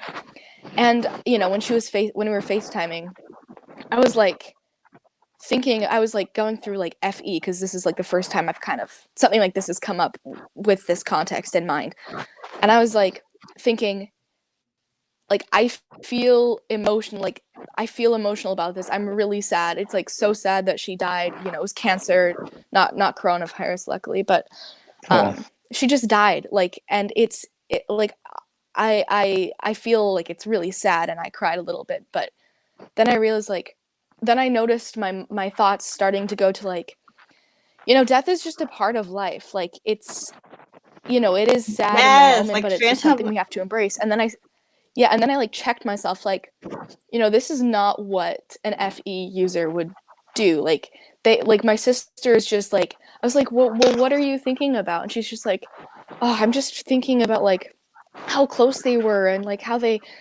she loved her mom so much, and like how sweet her mom was. Like nothing about the meaning of life, the meaning of death. It was just her strongly empathizing, like completely naturally, like without even trying. Like it imposing itself on her. And it was like, I was like, that's really beautiful that like my sister, like even though it wasn't her mom or someone related to her, she felt, I would say, as much as any outsider what's could. your It sister's was type just again? like, she's an ESFJ, I think. She could No. be an ENFJ, but I'm pretty sure she's an ESFJ. So that lead FI is, yeah. Yeah, because And then I was like thinking, like, I was just noticing how bad I was at comforting her. I'm like, Lily, you're so, gosh. I didn't know what to say because like I don't know what to say. Like I always go on rants and like trying to like kind of fix like what I said because like I said something wrong. I don't know. Like it's a mess. Yeah. So I've learned to just like the bare minimum. Like I just like told her that I just told her about that thing that I noticed about like how, and I appreciate about how her like she's so empathetic. That's all I said. And then I, later on I like messed it up. But that's kind of, I'm learning slowly the FE, but it's hard. And in me shooting the video, like I keep going back to Yeah. it. It's hard. I feel like FE is really what hard. works more, because I mean, okay, my dad is what's the most introverted type ever, like that could ever exist? Any of the types could end up being super introverted. ISFP, I would say. Yeah, okay, whatever it is, right? My dad is the most introverted person ever, right? And anytime I asked him for anytime I was sad and he had to like comfort me, he always like gave me like the logical like part. Like if I came home and I was like, Dad, someone just punched my face, he's like, what did you do to them? And I'm like, I don't know, kind of pissed him off a little. He's like, yeah, so don't piss him off again, And I'm like, like, yeah, no sorry, like, no, like, oh, how you feeling? No, nothing. Like, and what happened? I kind of, no, what happened? No, sit down, son. Let's talk. Yeah, yeah, no, but, that's like some tea. That's Yeah. some tea, right?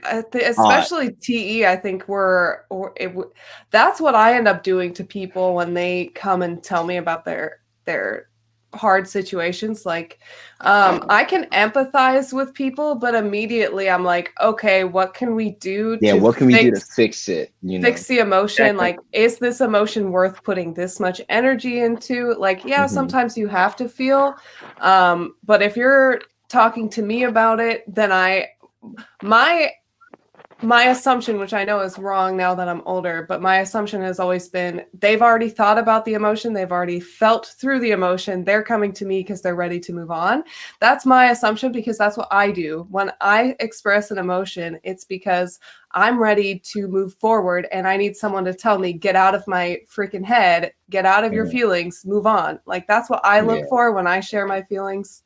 But obviously that's not the case anymore. And there are definitely people who, when you try to TE their feelings, they're just like, wait, oh, go ahead. I say something? Yes. My charger wasn't plugged in. My charger wasn't plugged in. Oh no. Yeah. Oh no. Wait, Meri, no. can you hear me, Meri? Can you? Yes. Okay. Okay. Because I wanted to respond. I wanted to like say a few. I wanted to say a few words about like comforting FE because it's actually something that I think, not to toot my own horn, but I feel like I've gotten super good at comforting FE and TI within the last year, and also because I've literally cross-checked this with Megan in terms of like understanding what FE and TI is looking for when you're comforting them.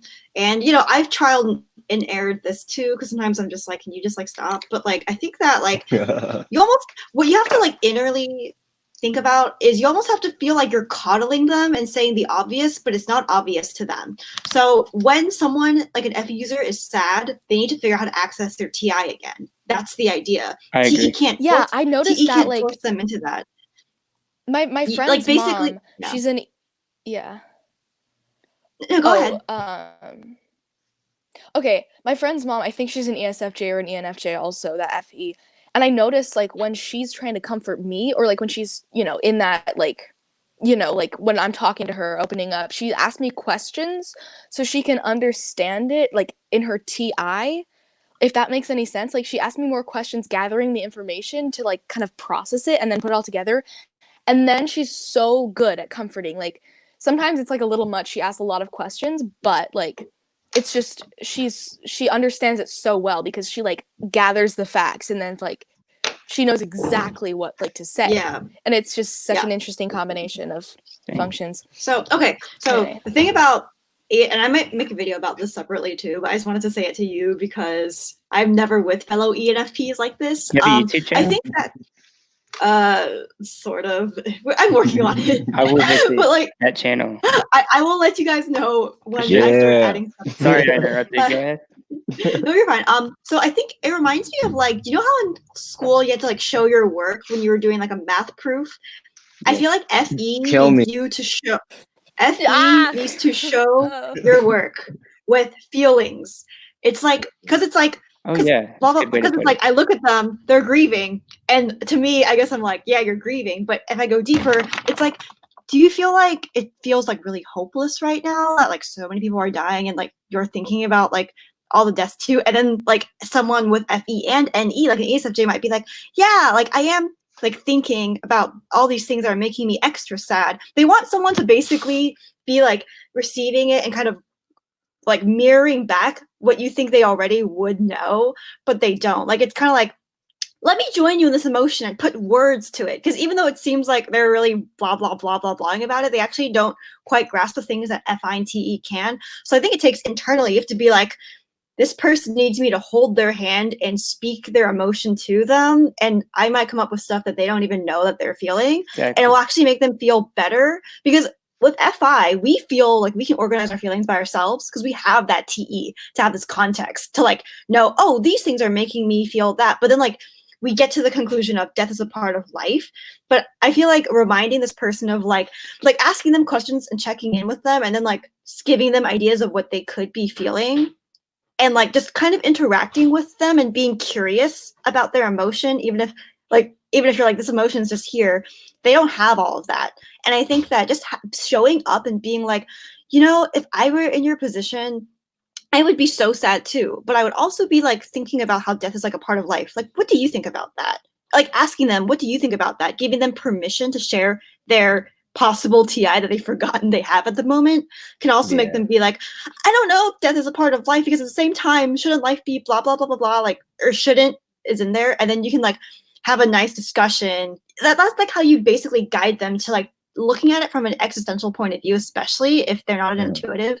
And I think that this has really like been a proven way you can talk to like FE, because I feel like FE just wants someone to like interact with all these confusing feelings that need to be organized. Like think about if you went to like someone with TI and you like were confused about your like political opinion and that person's just like, why don't you know what your opinion is?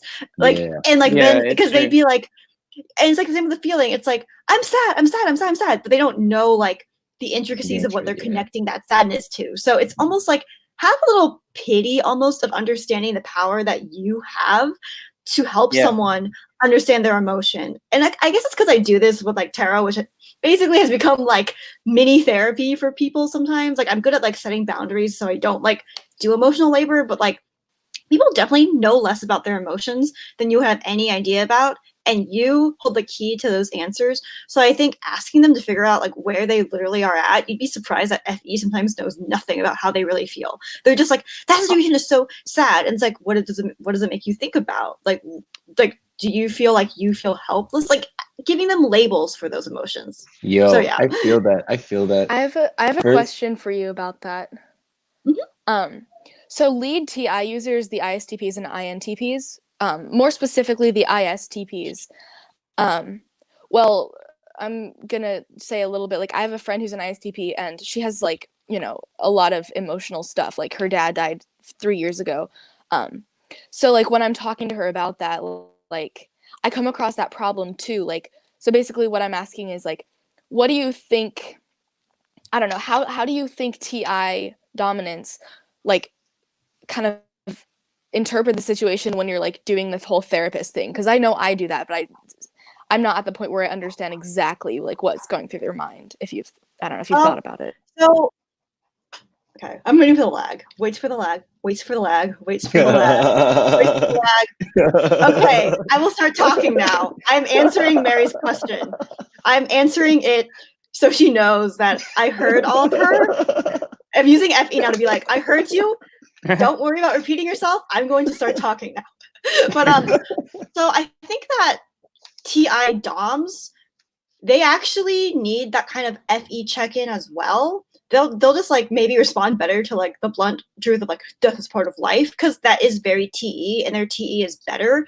But I think that you don't have to like maybe be as gentle and kind of feel like you're coddling them compared to like FJs, because their TE can take it a little bit better and it won't look like unsolicited perspective and advice. But I think that an ITP would still want to like talk about what does death even mean, because my TI is confused right now and sad, and they would still want to be like what does it make you think about when you think about the idea of death? Like, does it bring up any scary emotions? And the ICP might be like, no, but then eventually if you like just keep checking in with them, they might like say something. But I think they're also better at like setting a boundary if they don't want to go into their painful FI. I feel like FJs want to like understand their FI because it's like so much more conscious and bothersome. A TP will probably let you know. They'll be very like they'll, I think it's like a little more visible when ITPs are like not into this. But, yeah. I was actually I don't know if you misheard me or if you just like moved on about TI dominance, not TE dominance. So like ISTPs and ITPs. I said, but I don't know if I missed something. Did I miss like I don't know. The connection is. I was actually talking about TPs. I was talking about like they have better phantom TE is what I meant. Like it's like kind of like because they're thinkers, and when we are saying like kind of dismissing like someone's emotion and wanting to kind of like move on, we are using TE, and a TP has more access to TE in a sense than an FJ would. Therefore, they're not going to think you're being harsh. So that's what I meant. Not like that. I got you now. Like, all right. Sorry, I forgot. Like, I'm not super aware of like the phantom, all those like the four that you don't have. I'm very confused. Yes, that's what I was talking about. That's what I was talking about. But basically, like now I understand. Like it's that in that fifth slot or whatever. Yeah. Yo, I feel like an effective skill I have, like that I usually use for comforting people, is I mean, I don't know how I've never like had to comfort anyone that just went through like a heavy phase, like a death or something. But you know, when someone's girlfriend breaks up with them, or like when they get rejected by a girl at the club or something, you know, like if you you know, take them out of like the situation, so like you know, go have a little bit of fun or something, and then later, you know, you guys talk about it, usually they open up more because like to them it's like something that has passed, you know, and then you can actually help them get over it.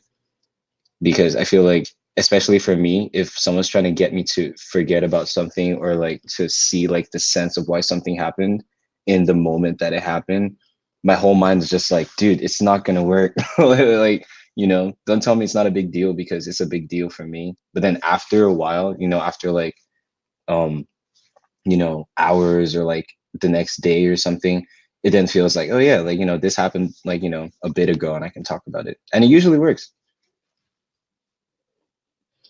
Yeah. Sorry, that was like a whole tangent on like FE. That was great though. It's I don't know anything about like FETI, so like I don't know how to say it like that. No. I should do my research. Research going. Well, it's actually because I have 6 ENFJ like best friends right now, and I have like 1 INFJ best friend. But it's like one of those like, for me to have that many best friends, because I like spent most of my life hating FETI because of my mom. But I genuinely have gotten to the point where like I understand what they're fucking going on about, because I'll be like, huh? And then like I'll be like, oh, it's because they're TI. Like, so I've gotten to the point where I know how to validate them, but it's never with FETI, they need like permission to basically verbalize their TI, because usually there's much more of a harsh logical backbone to what they're saying. And it's actually not as like it's not as personal as like it is. And I think I really healed my relationship with my mom in this way, where like I'm just learning to like humor it and actually take it seriously, because you might learn something new about them / how the world works through that. So I just like persevere till I find the gold, and I think that's the best way to try to get along with them. Don't be like, what you on about? Like, because sometimes they are like that, but sometimes they're genuinely just trying to like get out something that's pretty gold. So that's what I'm looking for. I'm like, ooh. So yeah. But I actually gotta go in a sec because I have to hop on a tarot reading call. Oh, exciting! I work on weekends too. Yeah, but like, feel free to hit me up if you ever want a tarot reading that actually is be trying to empower you. It basically turns into like a motivational lecture about your personality, which even if I don't know their type, I still pick up stuff pretty easily. Yeah. I've never had one of those. Yo, my Do you tarot want readings one? always suck. Yeah, sure. I always get some bad stuff. I would love one. Is that like the Yes. Okay, sorry, I'm Meri, card? go ahead. you guys are very cut out, but like I'm trying my best to like, but sometimes I can't understand what you guys are saying. Okay, anyway, my question for you guys right now, I've been thinking about it, but so you know how ENFP, INFJ in the Myers-Briggs community, like they have this special bond or something. Synergy, yes. I know, Misha, your boyfriend is an INFJ. So I think he actually is actually I don't know. You were talking about INTJ. I don't know. Yeah, I think that so like when you're really close to someone, it's very easy to like see what you want to see in them. And obviously I wanted to see the emotional side of him. So like I convinced myself because he tested as an INFJ, I was like, oh, clearly he's an INFJ. This is perfect, blah, blah, blah. And I never really questioned it that much. I just filled out my understanding of INFJs through him and other INFJs I knew. And like I overlooked things that he was doing that are so blatantly epi blind that I'm just like, no way. Like he's clearly like I just all those things that he was doing. Anyway, I was just ignoring. I'm fairly certain that I was wrong and that he's an INTJ, not an INFJ. Wait, before I leave, I want to hear the rest of Meri's questions. Finish, sorry.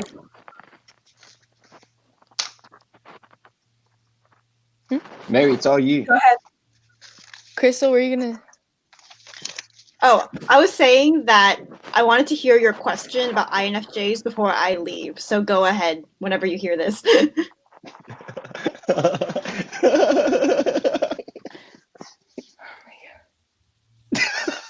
I don't even have internet in my house. I'm using my data right now. And I don't know why it's so bad. Like it should be good. Like, oh my gosh. I think it's just my iPhone 6S. Flexing your iPhone on us, eh? Say my question? Yes. Yeah, I should have been asking your question. Okay. My English sucks. I'm sorry. Okay, so I don't even know what question it is, but basically, like, what's your relationship with INFJs and the idea of an INFJ ENFP relationship? Yeah. I mean, I have some thoughts, but I'll let y'all go first. Okay. Please, I need to know that.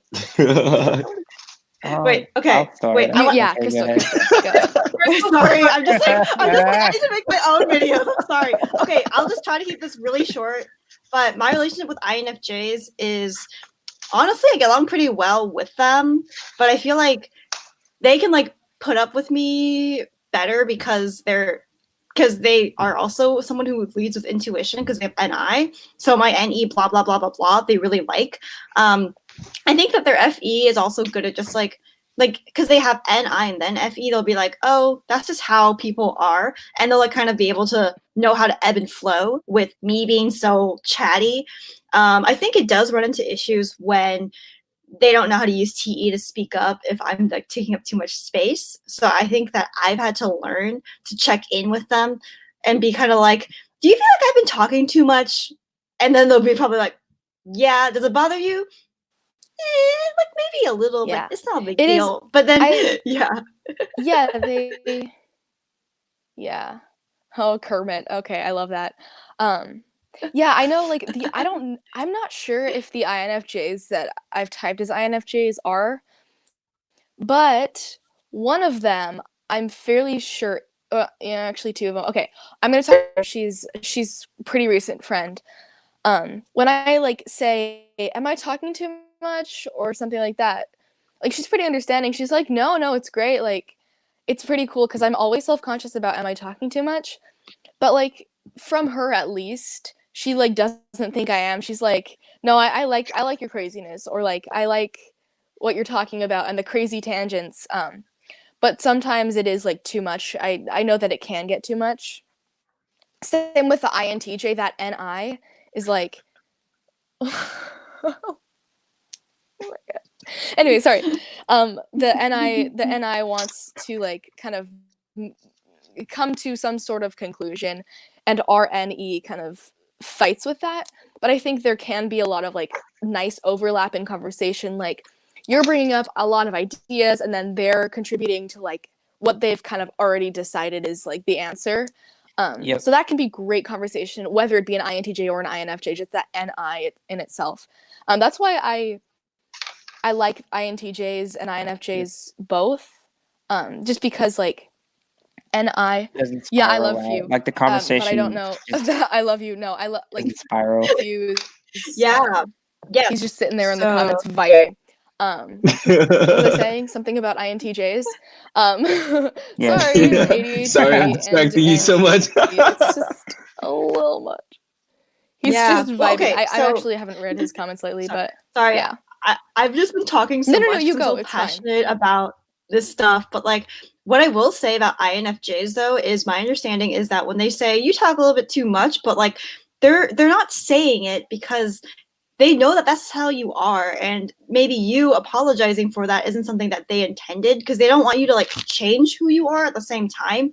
It's like this idea of like they've accepted that if they didn't like that about you, they probably They wouldn't be wouldn't friends like with you. bother talking to you. Yeah. Like because it's like one of those That's- things where they're not saying you talk too much and then that means stop talking so much. Maybe your FI wants to be considerate, but for them they also like want to be considerate of there's a reason why you're Mhm. like that and you're just like that. So I think it's this idea of like trying to balance like not crossing too many of their boundaries that they don't know how to assert, but also not crossing your own boundaries of like I need to accept that I'm just gonna be an ENFP that talks a lot, and everyone that wants to put up with that is in my life for a reason. And I think that's what an INFJ would want you to really own about yourself.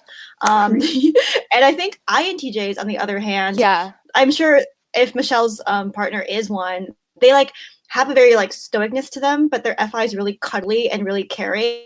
And I think to me, it's like a game sometimes to try and get them to say something sappy by being like, "You like me," or "Oh, I love you so much," and want to be like, "I love you too," like or something. I don't know. I feel like it's such a different dynamic where like both of them, INJs, just want to be provoked with ideas because they need their NI to go out somewhere. So I think that like being less if you're going to be self-conscious, don't be self-conscious about them, because INJs are very autonomous and very in control of what they let into their environment. They're not just going to hang out with someone, just hang out with someone. Yeah, They're very yeah. intentional. So I think that being If- self-conscious, they want you to like dig deeper into why is that okay. So yeah. Yeah, I feel like Yeah, like no, you go first. Meri, you go first. me? Okay. Yeah. No, just kind of like, you know, just saying like if INJs want you, like if you're in their lives, it's not for no reason. Like they're very aware and acutely like understanding of like, okay, this is why I want them in my life, and they like contribute to my happiness in this way. And so that's why like if you're really close, if you have a really close relationship with either, it's like very meaningful for both like them and you, and knowing that you're in their life for a reason is very comforting on your side, as well Yeah. as like I agree. That's what I was adding about to kind say. of, you know, Yeah, adding and, like, more to their side. Yeah, and like not I mean, taking up. Okay. Yeah, go ahead. mine's really tiny, really tiny, really tiny. Okay, so usually like before it was really recent actually, but I would pick out my friends more like if I instantly vibe with someone, you know, like if I do something and they like instantly vibe back, I'm like, all right, like we can be friends, you know. But I found out that like most of the people that I actually get close with, like really close and actually keep around for like a long time, they're mostly introverted, simply because like at first, like when I started talking to them, it's like I don't know if this person wants to talk because they're not as talkative as I am, you know. So I'm probably carrying out like the whole conversation and they're doing most of the listening. And like I'll see them somewhere and it's like, you know, I would like wave like really frantically and they would just do like a hey, what's up? And I'm like, oh, okay, that was pretty you know. But after a while it's kind of like there was this one in particular, his name is Ryan. Ryan, if you're watching this, shout out to you, man. But I didn't think we were friends at all, like at all. And one day he came up to me, he's like, man, like I really love talking to you. I love your energy. You make me happy. And I was like, oh man, thanks. Jeez, that just hit my heart. But I feel like it's mainly I talk a lot. Like, I mean, most ENFPs probably do. And if you're around like more ENFPs, it's kind of like, I mean, for me, you can even tell by this, like, I don't really want to talk because I feel like I'm taking out of y'all's talking time. So it's like I instantly become like the most quiet. Brett needs to talk. Yeah, like I'm shy. I told Michelle this. I'm shy. Dude, no, I feel you, Brett. I feel you. I'm talking to the tech, but I'm shy as heck. So I feel you, man. Like if I'm around people, like if I walk into a place and I can tell, oh, all these guys are introverted, I'm like, yes, take the stage. Yes. Take the stage. That is like such a telltale side of an ENFP is how willing, like how much they adjust for the group that they're in. So like if we're in a group of mostly introverts, we take the role of extrovert. I'm just like, but if we're in a group of extroverts, we take the role of the introvert. So yeah, dude, definitely. When I'm with EJs, I'm the quiet one. Exactly. All the EJs be talking, I'm just like. But then you get a bunch of IPs or IJs around you, you're like, blah, blah, blah, and they're just like taking notes. Or yeah, Bianca was like, apparently some ENFPs are amazing listeners. Shout out to Brett. Shout out to Brett. Shout out to Brett. Dude, shout out to Brett's Brett. Literally just chilling. Just Brett, we're so sorry. Dude, I feel you, man. See, this is what happens when I can't talk like that, man. I make sticky notes, Yeah, no, that's the best thing about this video, I swear. Like those little notes he's been doing. It's like so random. Okay. Well, okay. I'm so sad. Can Michelle start like a group chat with you? Don't use space. Like I'm we like, should how do this more often. We should do this more. Yes, often. you should join the Discord one because the Discord is popping.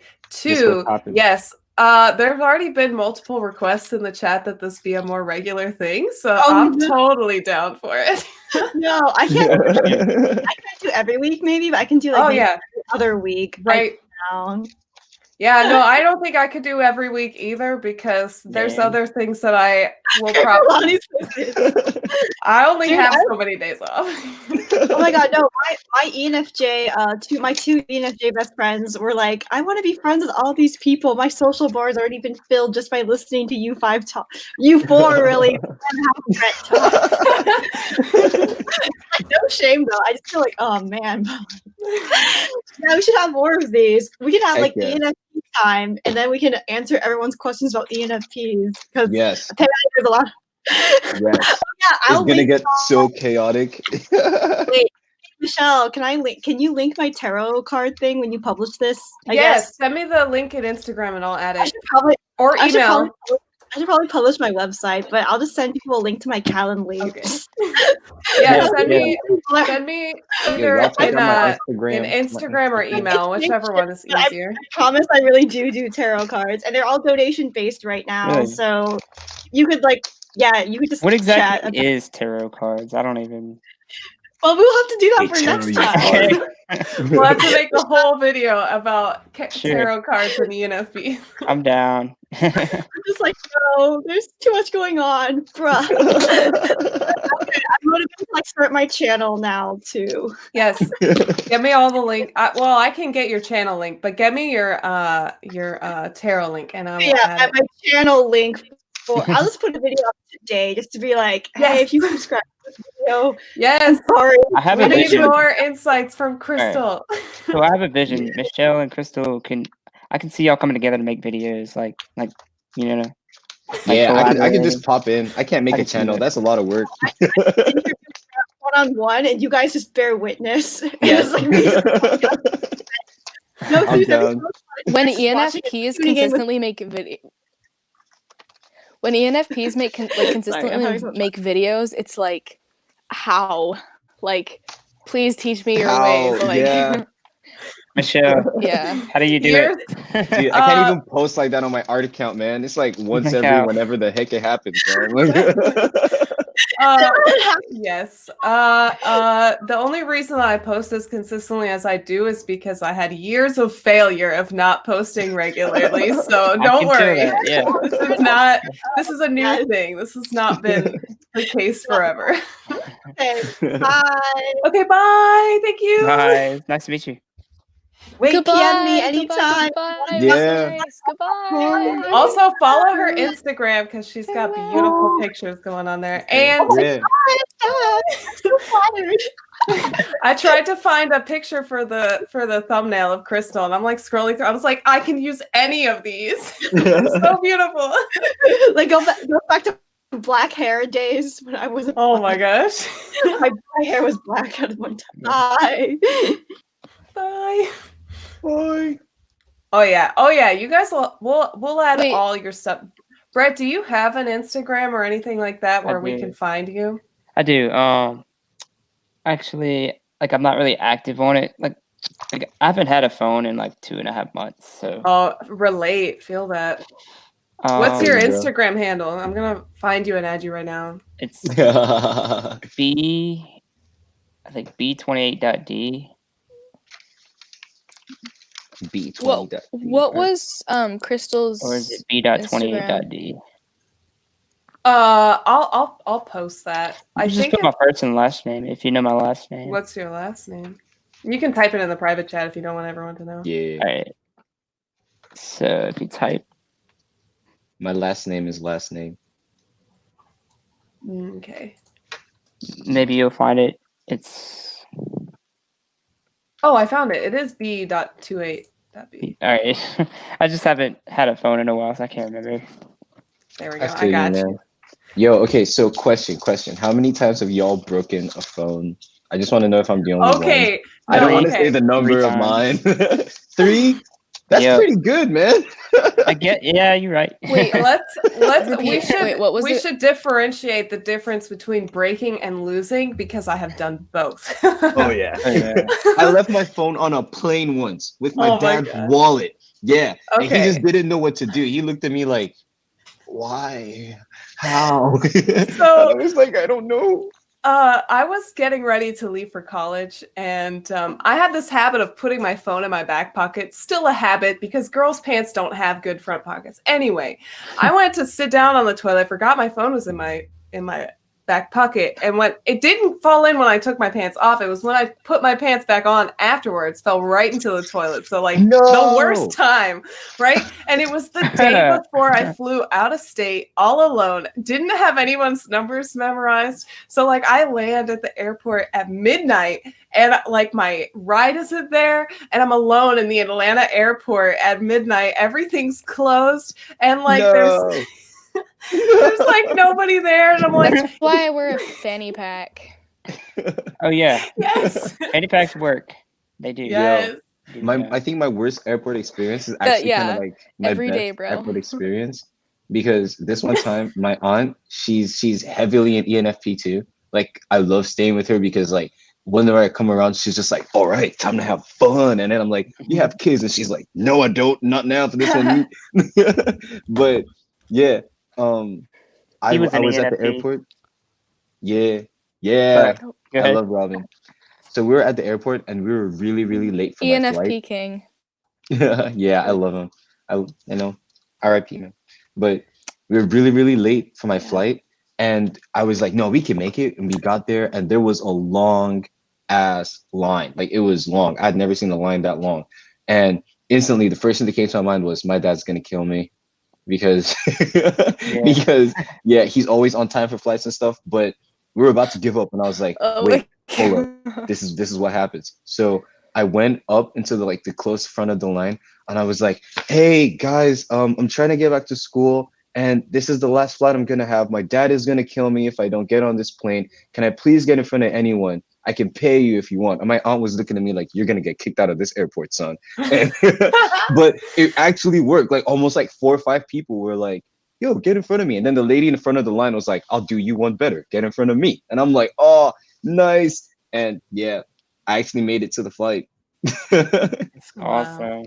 For all you Brits, fanny pack is a bum bag. but here Bum it bag. doesn't have that same connotation. Bum bag. So, My so fanny don't pack. well. My purse I don't is my know. backpack. Sorry. Hmm.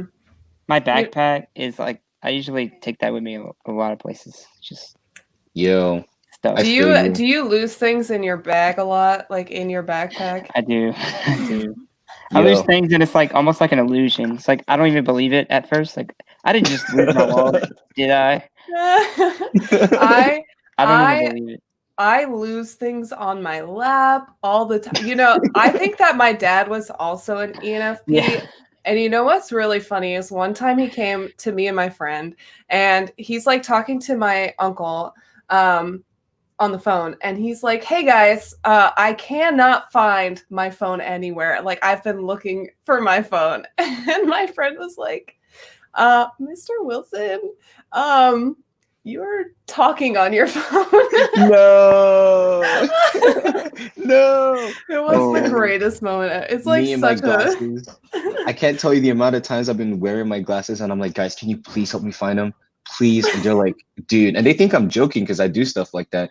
And they're like, dude, They're you got like to. up here, Yeah. and you're like, I cannot find my Bro, glasses no, anywhere. that's even better. Mine are on my face, Oh but it's my just like, gosh. yeah, you know, I'm just like, guys, because I just wake up and like usually when I wake up, the first thing I do is like tap for them. But I forgot I went to sleep with them. I'm looking around and everyone's kind of helping me. And then I look in the mirror and I'm like, are you guys crazy? It was on my face. And they're like, oh, we thought you knew. Like, like, nah. But speaking of backpacks, this is my backpack and it's the tiniest backpack Nice. ever because Yeah. I lose a lot of stuff. And I also like think I'm always like super over prepared because, you know, I don't want to lose a lot of stuff. So I carry a lot of stuff around.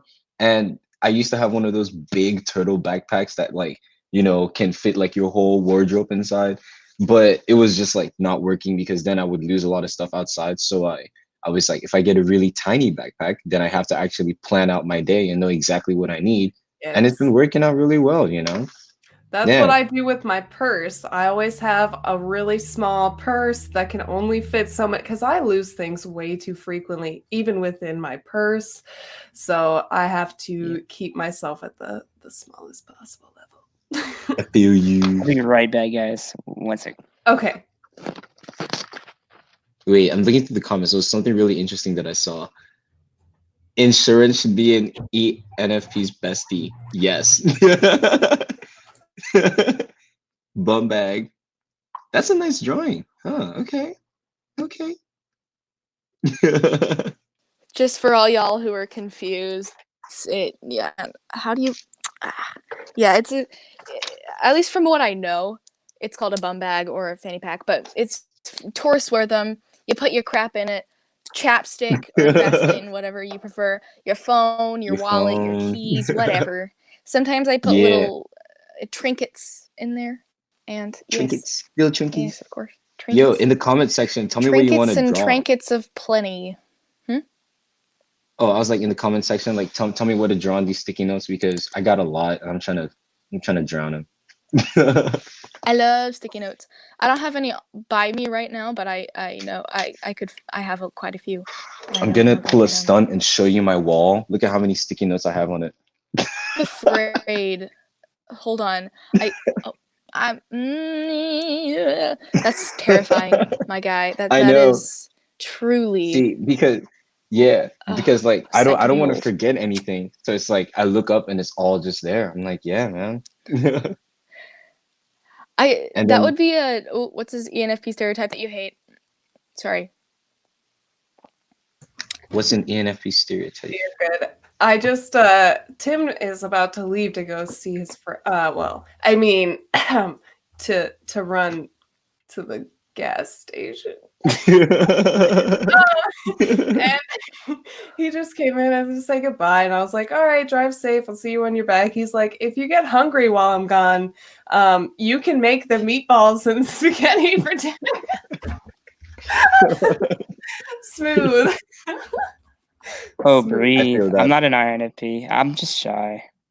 Just shot an Aw. ENFP. No, see, this is the thing, guys. You gotta. I mean, I'm just gonna be frank with you because this is something that happens a lot. People type me as an INFP or as an Okay. ENFJ, just like I mean, all over the you're place. close. You're in the ballpark. What people need to take into account when you're typing is that you're looking at somebody in a single instance, and you're also comparing them to other people. And I don't think that it's fair to type someone off a single interaction, especially when they're not in their most comfortable zone. The only place you can fully effectively type someone is in their comfort zone. And unless someone is in their full and complete comfort zone, which recording a video by definition is nobody's comfort zone. So everyone is putting on some, well, okay, Lonnie, you're probably I'm trying to be you're as the nice. exception, okay? I'm kidding. Everybody has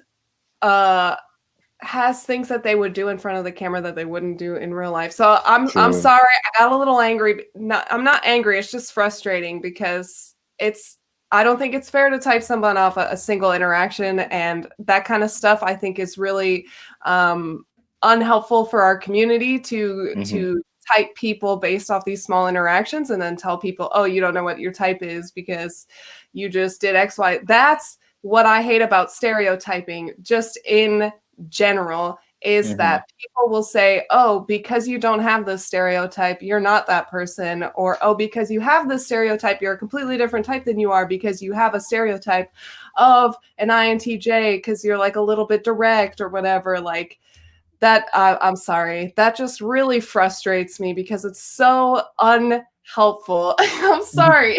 And look, it's not like nothing taken from Breathe Easy. Shyness is a Breathe trait or a easy. habit of being. Okay, so like I just get shy at first. I'm not used to these people. These are awesome people, by the way. I'm just not used to them, you know. So I get shy around new people.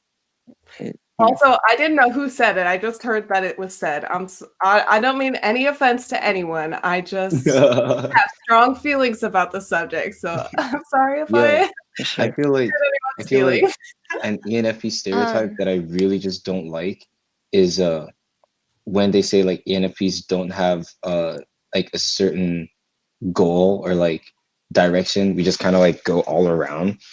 I like from the jump, like I kind of get it in the sense that you kind of want to do a lot of stuff, and I have that same problem too. But I feel like everyone in the like every human being has goals, you know, like it's just kind of like you know, like it's just some people might have one that they just like completely go with, and some people might have like 7, 8, 9 different ones that are just slowly coming together. But like anytime like someone's like, oh yeah, you're an ENFP, so that definitely means you're like all around the place and like, you know, blah blah blah and all that. I mean, yeah, but it doesn't mean that. A lot of people take it in the wrong sense that like kind of like an atom just bouncing around and like doesn't really know what they're doing, you know, and can't work like in whenever there's any structure. Like I really hate like super structure. That's what I don't like. So like I've been in groups that it's planned from the beginning to the end, and they don't really take any new input, and it's just kind of like, all right, like this is just, you know, boring, you know. But then I feel like a healthy combination of like both, like there's a steady plan and like we all know where we're going, but you know, a few lefts and rights, you know, like trying this instead of that, you know, like, you know, getting out of like just the normal timeline is always like really cool. Exactly. But, yeah. And this is unrelated, but Breathe Easy. What's your type? I'm just curious. Breathe easy. I'm pretty sure Breathe Easy is a ENFP. I think they're actually on the Discord. They're just not on there very often. Right. Breathe easy. I can see how 2 ENFPs can't get along. I can see a lot of the blind spots. You guys, oh my gosh. Is my swallowing really that loud? I didn't hear it at all. Oh, okay. I feel like, okay, all right. I think I gotta go, you guys. I'm hungry and I need to take care of my food because I need to eat. But yeah. But it was really cool to do this with you guys. It was awesome. And your name Yes, is thank you. Meri, I'm sorry right? for yawning, Mishi. Oh my gosh, I was Okay. totally kidding. Nice Did to it meet really you, by the that way. aggravate you? I was totally. Okay, anyway. All right, bye guys. Bye. It was really Bye. nice talking Bye. to Thank you you so again. much for Nice to doing meet you. this. Yeah, Okay. really dope. All right. We're still gonna keep praying for Bye. your internet, Talk to you okay? in the Discord. Exactly. Okay. Bye. You there? Bye. I didn't hear what you said. I'm sorry. Goodbye. See you there. Her poor internet is struggling. Oh, was I Guys, the one slurping? slurp. I'm out of slurps for you. I'm out of slurps. I gotta go get See more this hair? slurpee. I'm out of slurps. Wait, I'll be back actually. Oh my gosh, now everyone. Oh, wave that hair. Yeah, Let it, okay, the hair. oh, let your hair be So free. bad. Yeah, I can whip my hair too, man. Yeah, what happens if you try to shake your hair? Would it even move at all? No. Only when it's wet and then it's hot. Like, just coming out of the pool and just going like that. And all the water just swishes around for like 2 seconds before it gets dry and then it doesn't move anymore. Mhm. And then there were two. Last So- man standing. Do you want to talk about more of the stereotypes? Who, me? Yeah. Yes, let's talk about anything. Anything. Anything, because we got the NE for We you. got the any power. All right. So stereotype. I'm not really like aware of all the stereotypes yet. I do have an idea. Like I don't even know the ENFP stereotypes. What would that be? Oh man. The biggest stereotype that I think of when I think ENFP is flaky, aloof, Oh yeah. like I'm talk definitely too flaky. much. Yep. I flake on things every. I am very flaky, so I'm not Yeah. even gonna say anything about that one. It's a fact. We flake because I think Flake. part of why we flake is because we want to say yes to everything because everything sounds like a good idea when we're being asked to do it. We're like, oh yeah, great. All right, I'm totally down. Let's do it. Like, because we're just like, yes. And then the moment comes to do it, and we We're like, suddenly realize we're not as into the idea, and we're like, oh man, Because you're already on to your next idea. exactly. Like, oh well, there's this I want to do. Exactly. We have to act fast. Like that's the problem with the ENFPs. We have to act fast a little. Yo, okay, so I feel like with flaking, right? It's like you get invited to like or asked to come for like 3-4 different things, right? And it's kind of like I know this is really horrible and don't at me at the comments, but but it's kind of like it's like options. Like I pick like, okay, this is cool, this is cool, this is cool, this is cool. And then I see like how they move during the time. And then whichever one the more people are going for, then I'm just like, okay, I'll go for that one. I know it's kind of messed up, but like that's usually like how it goes for me. But because a lot of times like the thing I hate the most is like if you make a plan with someone and then they cancel, which really sucks because I do it a lot. But that's why I always have like 2, 3, 4 because like half of the time like 2 of them don't work out right. And you're just like, okay, what am I gonna do now? Like I'm just until that one time that all 4 of them work out and you're like, and then you're just like, no. What I'll try to do is like do each one, like go for but see the problem a little is, bit. You can't, it never turns into a little bit because that's the plan going in is that, oh, I'm just gonna be here, I'm just gonna pop in and out, like I just wanted to say hello. And then you're there for 3 hours. That's another problem. Like we have our sense of time. It might be a stereotype, but it is a true stereotype. So I do want to talk about like the masculine feminine functions of OP. Yes. I feel this isn't like for sure thing. I just have a really good hunch that I have FI feminine. And my feelings can be easily moved and they're dictated by other people. And my SI doesn't help. It's like sensitive, so it like kind of my SI sends the signal to FI like this is how you feel. I guess, but like most of the time I'm really level headed and chill. I usually keep my feelings inside anyway. I feel like I do display a lot of the feminine side of FI. So I'm curious because, like, as a guy, especially an American guy, there's like certain expected behaviors, like specifically, like emotions are very negatively. Well, you're not supposed to have emotions if you're a guy. You're not supposed to express your emotions, and if you do, it's totally effeminate. And so, being a more feminine feeler too, because like we're talking right now, guys. If you're not sure what we're on about, we're talking about the objective personality system, in which there are feminine and masculine versions of each of the functions, feminine being more movable, more changeable, more easily influenced, and masculine being much more, masculine. Right. Stereotypically, like more firm, more headstrong in that particular area. So we're talking about you have feminine FI, and you're a guy, and you like to. So how do you feel like all these things converged for you? So so how do all these things converge? Right. So like the society pressure on you to be more masculine.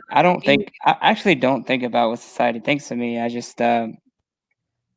just like, this is what I think I am. Like, so my FI, if I'm FI feminine, so is my SI, right? And I think. so I just it's I don't know. I just like I'm not affected. I'm just like, okay. So let me say, when I start getting like, when I feel like I'm getting my FI hurt, I won't say anything. Like, I'll just retreat and keep it all bottled up inside, and it'll feel like my stomach, I feel so like weird in the stomach, and it's just like, it's such a weird feeling when when my FI gets hurt. But it's just as above, so below. Just as much as I feel is just as much as like I can feel. Like, my FI can be my greatest weakness or my biggest strength. Like, I don't know. I'm having feel trouble that. finding the words. Bro, I So, feel you. I'm not affected by society because I haven't really like I don't know, like, Well, maybe people don't society really talk about me like maybe that. society is the wrong word, but like you live with, I mean, you grew up with a lot of brothers. How are Yeah. they around emotion, and did they support you expressing your emotion, or did they That's interesting. how did they treat you when emotions were coming up? So I didn't really grow up with all of them at the same time. I have like 2 half brothers and like one blood brother. Just recently, like I live one of them, like, I, it's hard because I can't just like sit here and tell you like there's like things I couldn't, like, he's like, people have disabilities and I have a disability, he has a disability, so I can't really go into like tell you I what he feel you, is. man. So like, it's a lot of emotion growing up. I live one of my youngest brother, Jacob. He I think he's an ISFJ. I'm not sure, but I lived with him for 2 years. Like, my junior year and senior year, and I could see where he just didn't get it. Like my it was very like he was very like fluid, and like he's in the LGBTQ community and stuff, and he he he was the person who taught me how to like like respect that group, and it really helped my perspective on just society as a whole, and it he might have a lot to do with like how I feel now. I don't know, but Mhm. like, I don't know, like, I know you're born at, like, I feel like your personality, you're kind of, it's just part of how your brain was formed. But Mhm. like Mhm. your masculine and feminine can kind of like change with like experience. I don't know, but I'm Dude, like, I don't know, but like, I don't know, like some of these relationships are too tender to talk about, I but feel you, man. I have so much more appreciation for how, like, looking back, and now I'm familiar with MBTI. I have a lot more appreciation for just the, like, even though we had a lot of miscommunication, like, oh, okay, they were just being themselves. Like, I can't judge that. Yeah. Mhm. And a lot of the miscommunication is getting it's dissipating, and it's a beautiful thing. Like our relationships are getting better. And so growing up, it was emotional, but there was just, I could tell it just got annoying at times when there was just miscommunication. It's like you don't exactly know what I'm trying to get my point across, and especially him being an SF and me being NF, like we just go our separate ways a lot. We don't really talk things out too much. Mhm. So that was the main disconnect, and he would shun me at school sometimes. We went to the same high school. He would shun me in front of his friends, like oh, like talking like I'm like a child, like talking to me like a child in front of all your friends. Like, come on, dude, we grew up Oh, that together, sucks. I hate that. and I love him to death. But like, I still remember that. Yeah. But just like you need to do. He was like, you need to do better. You need to stop doing this. Don't say that. This is how you should think about girls. He's like, and he's an amazing. He's right about a lot of those things, Mhm. and Yeah. he's Sometimes people probably could had be the most right, but how they influence. say it is annoying, you know? Yeah, Yeah. and it's hard to really put my finger on how his approach was. Like, I don't know exactly what he thought about me. Like, we don't Mhm. talk anymore at all. Oh wow. Um, I'm sorry.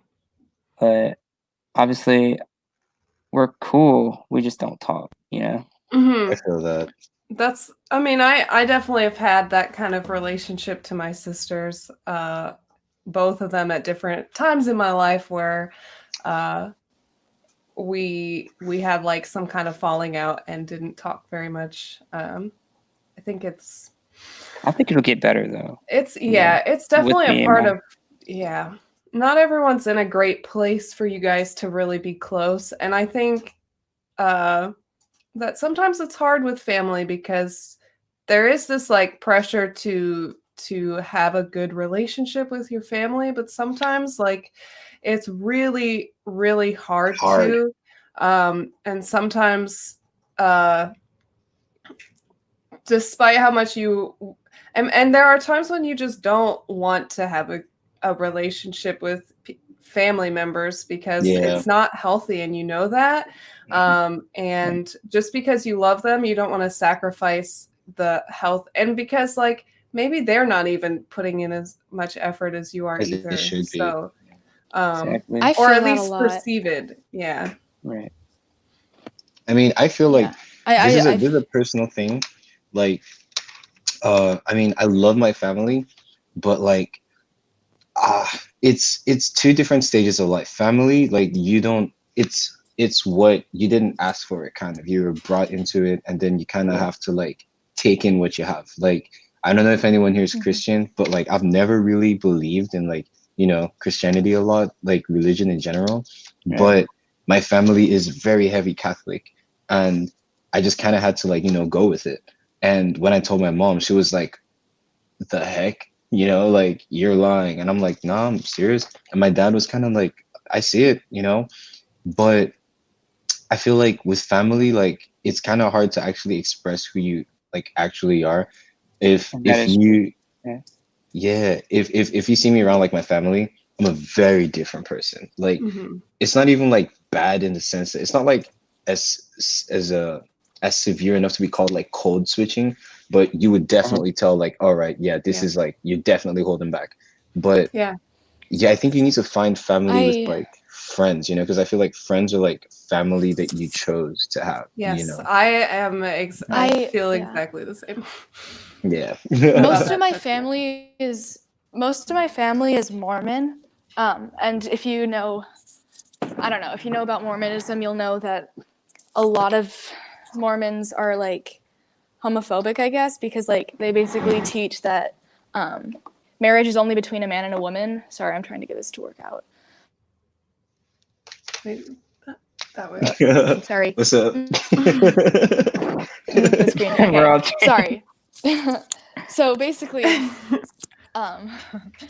anyway, I'm I don't even know what I am. I just say queer, I guess.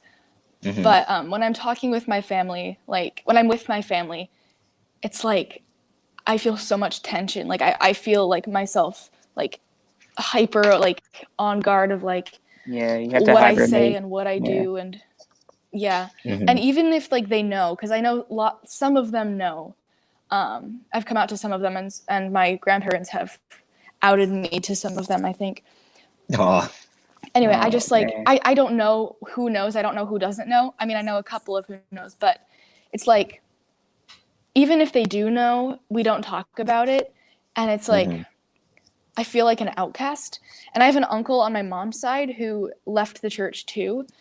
He's not gay, but he like understands the struggle of like feeling like an outcast, and so he and I talk a lot about like kind of how we feel separated from the family and how like I have issue like I don't believe in Mormonism anymore because like really there's no way to know anything, but Yeah. Right. like he and I talk and it's really nice, but it's like when I'm around anyone else, even on my dad's side of the family, like I feel like I say the wrong thing every time I open my mouth, and it's like I can't do anything right, and it's like really scary It's the to same be way. part of here. of Yeah. my family. Yeah. I feel that. Sorry. With me, it's kind of like I don't speak until I'm spoken to kind of stuff because it's first off, I mean, I told you my mom is like the most ENFP person you're ever gonna meet. Like, just so you know, I'm the quiet one in my family, like apart from my dad. Mhm. So I kind of don't even have a lot of opportunity to speak because it's like once anything starts, she's just going at it, and I'm just like, yep, yeah. And Yeah. I'm kind of cool with it because, if if I say something that, I think is, that I feel is right. And it's also another reason why I kind of like talking with either like ENFPs or like more like introverted people because like I feel like it's easier to have like an intelligent debate with them, because like Mhm. some people like you tell them like, oh, this is what I think, and then it's like, no, that's wrong, like, and I'm just like, dude, have you even heard like why I think it's, right before you say it's wrong, but yeah, I really hate that. And I feel like if there's anything that can like turn me off from wanting to know someone, it's that. And the sad thing is like that's basically like what happens like in my family. And my parents are Nigerian, like my whole family's Nigerian. I'm Nigerian too, but I've been in America for a minute. But even like, I tell them, I'm like, oh, my roommate's gay, and they're like, he's what? And I'm like, yeah. And they're like, okay, that's cool. And they don't really say anything, but I can just tell that they're like, I'm like, dude, it's fine. Like, but I drew Yeah. Brett. Oh man, I love it. Oh my gosh, that's so cute. You have to like send me a picture. I Oh got my you, man. I'm gonna scan it. I'm gonna put it in Photoshop and do some cool stuff to it. Really good at Yeah. drawing. Yeah, thanks, man. You should check out my art account, bro. I go to art school. That's like my shit. Like your Instagram. Yeah. Alright, sure. Oh, Hmm? Bianca. No, my mom is Igbo, but I'm a Kwaibon. Inasu Igbo. Are you Igbo too? Hey, all these guys they're hip on the Nigerian stuff. Ooh. Yeah. Original knows Hausa. Yeah. Yeah.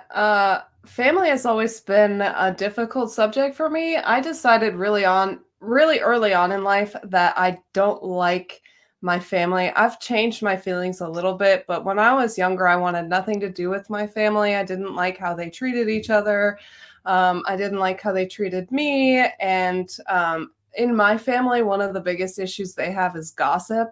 So they'll talk about each other to each other and then come to you and try to tell you this Oh, gossip. yeah. And I'm like, Nah, okay, so what's nah. their side of the story? So like what do they have to, and anytime someone, and this is just how I am, but like if somebody wants to complain to me about someone, I immediately will either stick up for their side because no one is, or I will reach out to them to find out what their side is because I want that it to be like a fair thing. And with my family, that's not always the case. Mhm. But when I was younger, I realized that blood really doesn't mean anything. And it really doesn't. Like, yes, you are related. Yes, you have the same genetics and you come from the same people. Does that mean that you have to be close to your family? Does that mean that you have to be friends with your family? No. If your family is mistreating you, then your family is mistreating you, and you shouldn't have to put up with that just because, oh, it's blood. You shouldn't have to put up with things that are bad and unhealthy for yourself just because it's blood. And Yeah. just like Lonnie said, that's something that I've also believed for a really long time. Your friends are much more your family than your family. Than your People that you family. can Yeah. trust and be yourself are just of vital importance because because I feel like another reason why it's really hard with your family is they have known you for however long that they've known you, and they have an idea of who you are, but Who you also are, yeah. who they want you to be.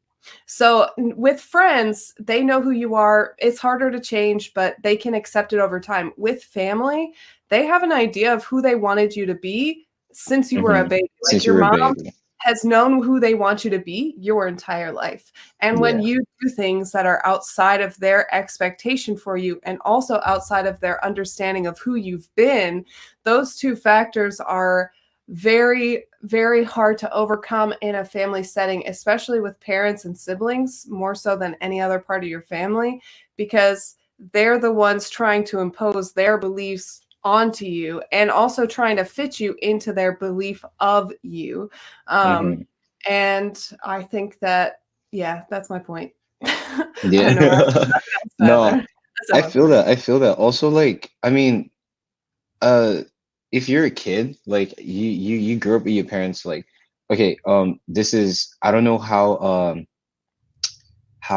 censored I should be on this, but like smoking, like weed, um, I know my dad used to. Can I talk about that? Is that cool? Like, Maybe call it a euphemism like Mary Jane or something.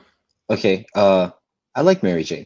Okay, talking to Mary Jane, like, like, I know my dad used to have a lot of conversations with Mary Jane when he was younger. That sounds really weird, but, I but, feel you.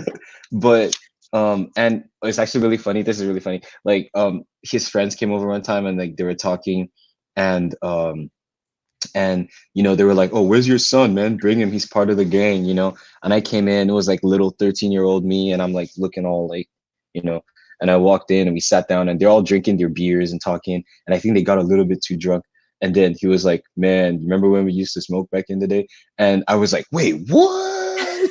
You, like, you, and you could instantly see, like, on his face, he was like, oh no.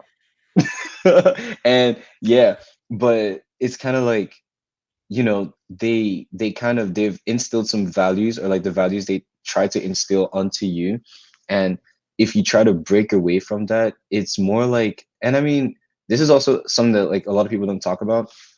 It's easier to be yourself around friends and stuff like that, because um if you hurt a friend, like, you hurt a friend, like, it's that stage of like becoming friends is like really when anything happens. So like if someone chooses to be friends with you after they've seen who you are, then it's like, all right, this guy's cool. But with Right. family, if you like hurt a family member or something, that's like staying with you. Like, you have to fix that.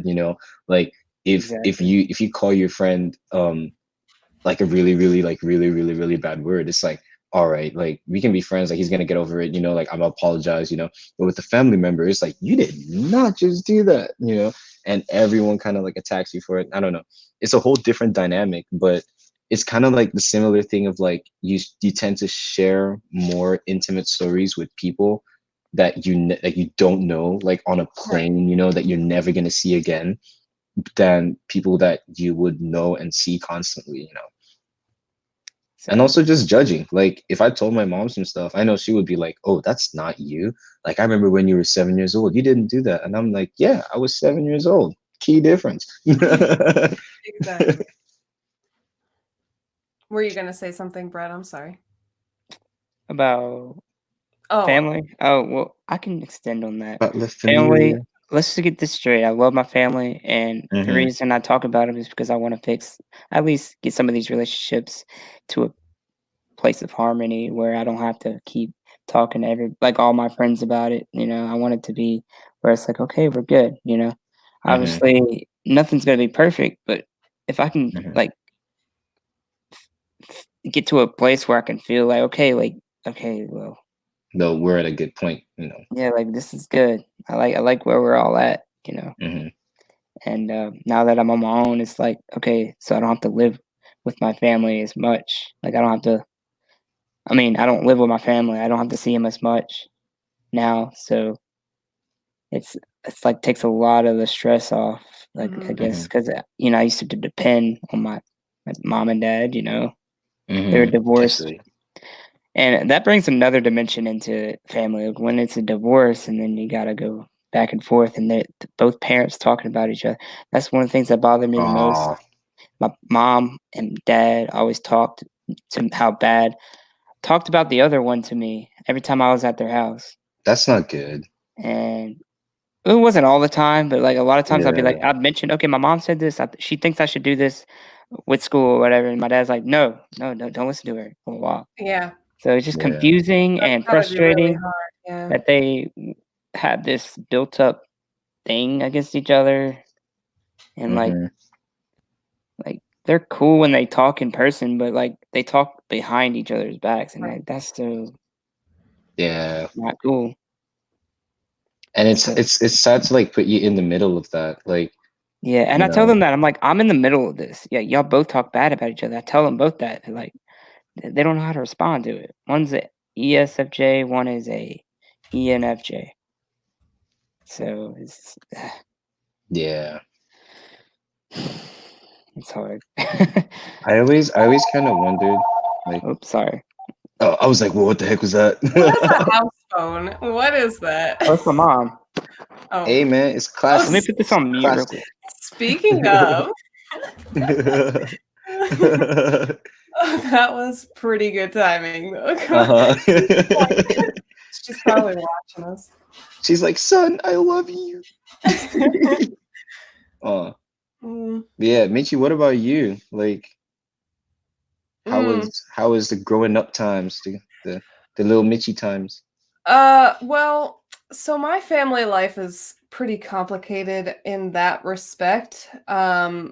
Like Brett, my parents also got divorced, but unlike Brett, I didn't live with both of my parents. I lived with one of my parents.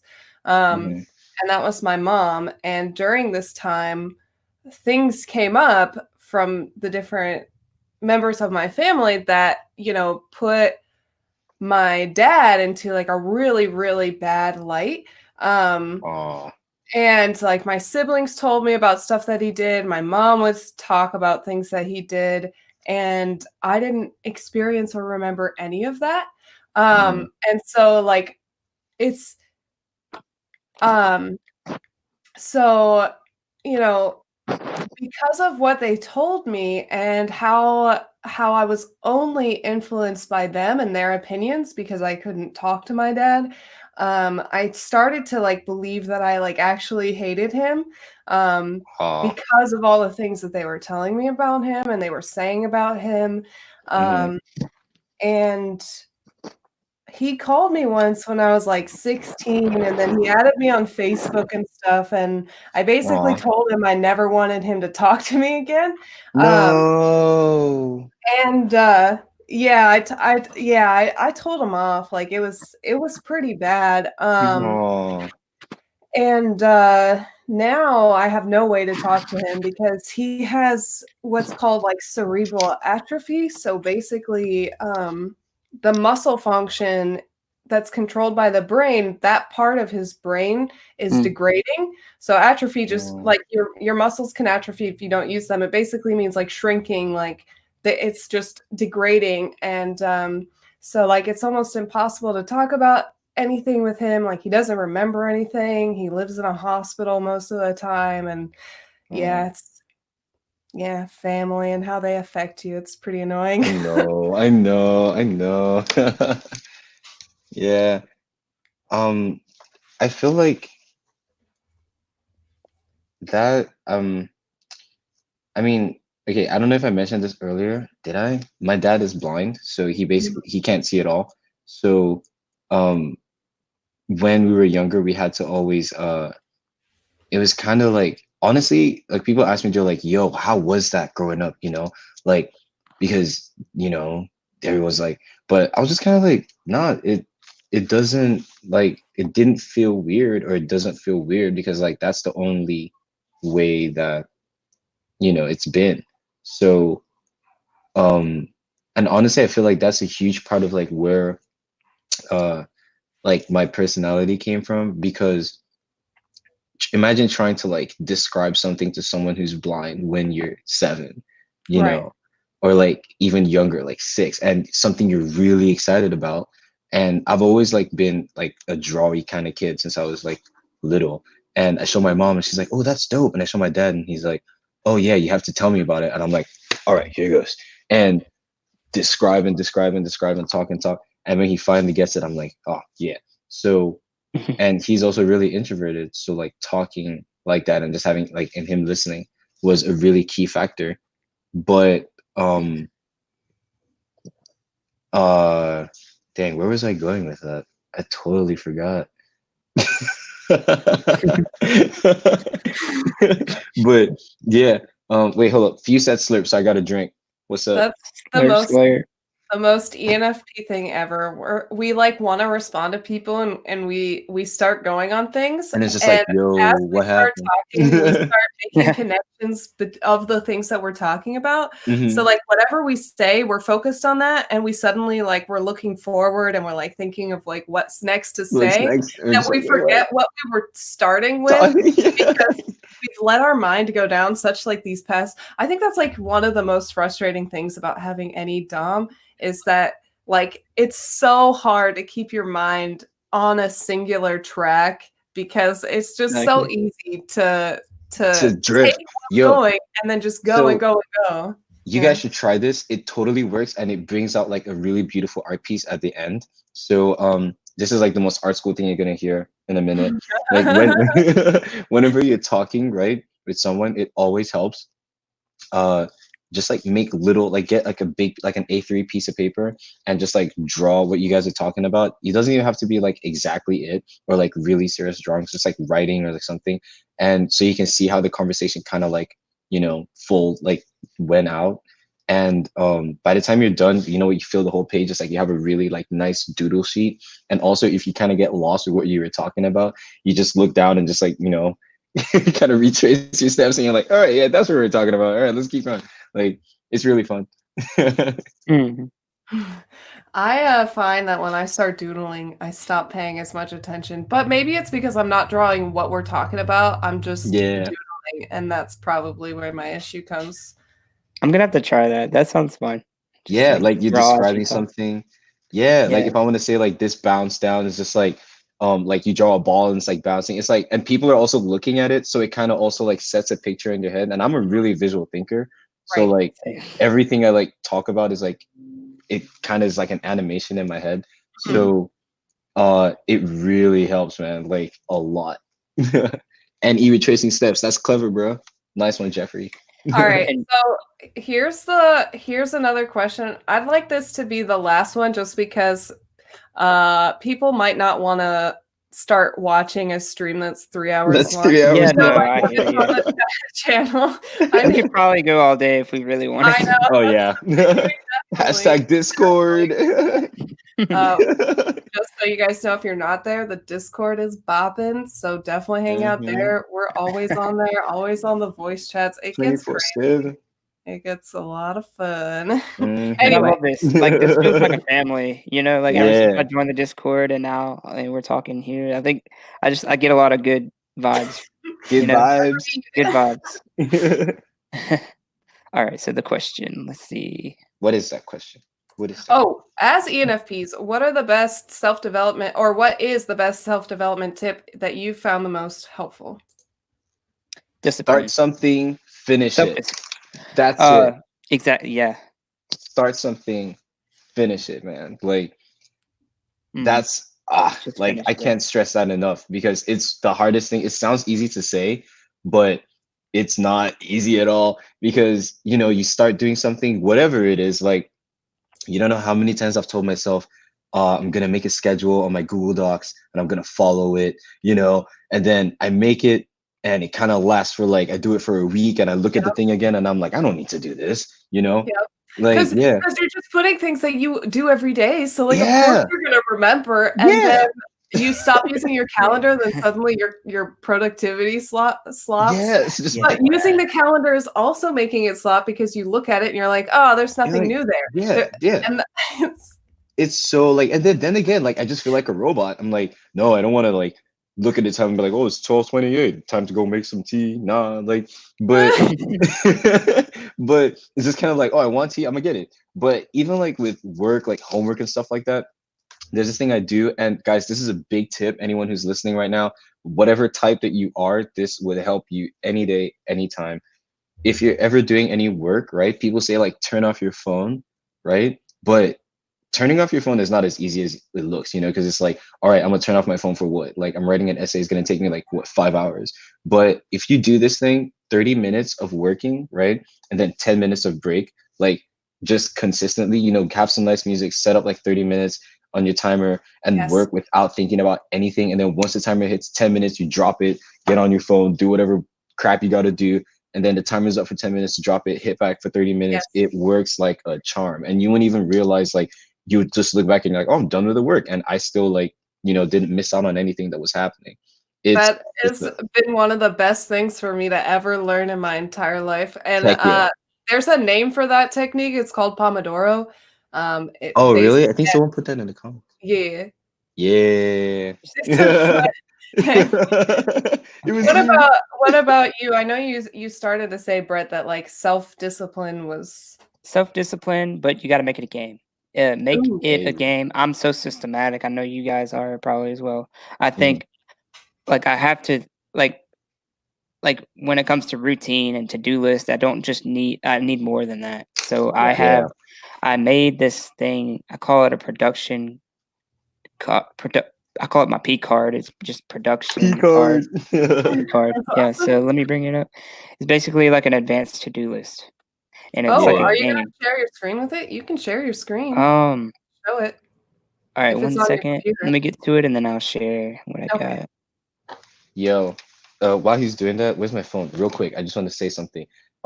Google Keep saved my life. So having if you have a list or something, lists can be easier than calendars, and all that, because list is kind of all right, this is what I got to do, right? And I'm gonna figure out how I'm gonna get to it when. But a calendar is it's all timed and stuff, but I have a whole bunch of lists, and remember this is my brain right here. So I do the same thing with my bullet journal. I just make lists after lists after lists. I don't do calendar stuff. I just make lists. Look at those sticky notes. Oh my gosh, that's chaos right there. Oh my god, it's beautiful chaos. Brett, what were you saying? Okay, so this is a rough idea.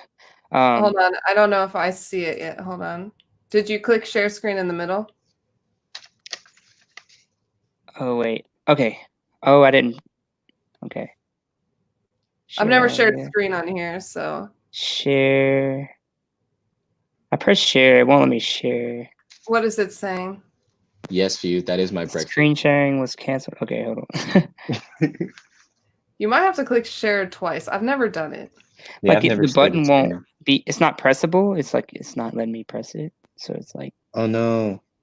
it'll only let me press cancel. But it's okay. So it's basically an advanced to-do list. I come up with all the most important tasks. Like, okay, this is good. The most productive way to use this day. So I'll write it all down. Okay, this is the plan, and I start to think about. I play with the chronology of like what's the best. I'm very Order to systematic. go about Best it. order of business, I guess. And so I get it all down. Let's say I have 10 tasks I got to do today to consider myself 100% productive today. They're all 10% task weight. So, but then I think, okay, well, what if I get everything done today? Okay, well, I can still keep going. So I put bonus task below it. And they're worth half the task weight as the and so it's kind of like very, very systematic, tedious, meticulous, whatever you want to call it. But it's a game to me, So Yeah, I dude, think that that's sounds what's like important. Do you like reward yourself when you hit a certain percentage? When I get so 0% is a black heart, 1 to 49 is a red heart, 50% to like 69% is orange heart, 70. So they're all like color coded. And I like okay, that. so I'm gonna start doing 100% that. is 100% is a blue heart, and anything over 100% productivity is a purple heart. And I want those purple hearts, right? It's like I gotta have that purple heart, and I put it on my calendar for the day. After each day, I put it on my calendar. I'll write the percentage on the heart of how much exactly, like 132% productive today, That's and great. that keeps me going. I noticed. Dude, I like that. I love that actually. I love that a lot. It's so fun. Yo, another thing. Oh, okay. Oh no, go ahead. Okay. Oh, first of all. Oh. Yeah. Y'all up in here. Awesome. Oh my god. But yeah, I think another thing that really works is I think you have to realize it's I don't know if y'all did physics in high school. I had to do it like because my high school was like a science high school. Sucks. But one thing that really stuck was like this concept of dynamic and static friction. Like everything in life, it's harder to start, but once you start, it's easier to keep going. You know? Like, yeah, like you don't even understand like how hard it is for me to take a shower in the morning because I'm like, oh, I want to keep sleeping, and then it's like, I start to take, I'm in the shower and I'm like, I don't want to get out of here. Yeah, I'm like, I'm not getting out. Like, I'm sitting here, man. Like, this is where I'm spending my day. So yeah, like it feels so good. And yes, figuraine inertia. And you come out the shower and it's like, oh man, I don't want to start doing this homework or I don't want to start reading this thing. And you start reading it, and you're just like, yo, this is so cool. Like it was so boring at first, but now it's so cool. I don't want to do anything else today, And even like with canceling plans and stuff like that, it's like you just have to like power through getting to actually do it. And once like you get over that inertia, then it just keeps going.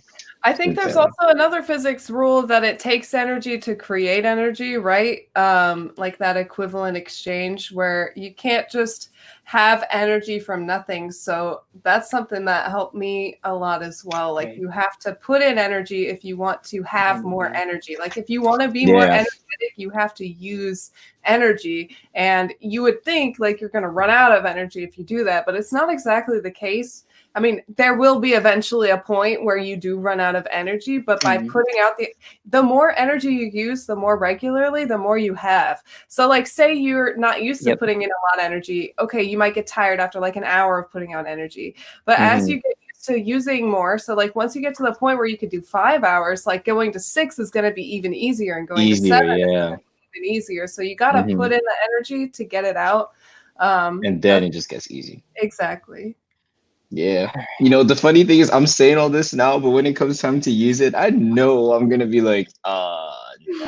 That's another lovely part about being an ENFP, isn't it? Like conceptually, we get it. Like conceptually, yeah, like it makes sense. It makes sense. We got it all figured out on a conceptual level. It's just, I can't do it.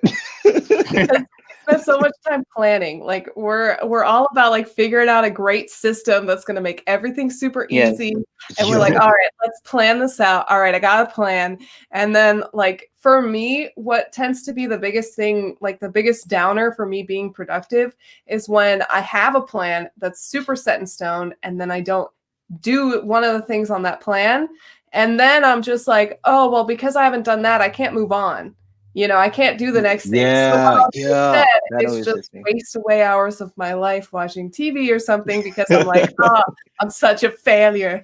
No, And I just have to like just drown in it now. I don't just know. be more of a failure because that's the best that can be. And I think I can I say this. I'm- Go ahead. Can I show you guys what I came back to show you? Oh yes, Yes. please. So last night at about 2 a.m. or I guess I finished it by 2 a.m. I made these mac and cheese like nuggets and sorry, What? I'm That sounds gonna nice. flip the camera.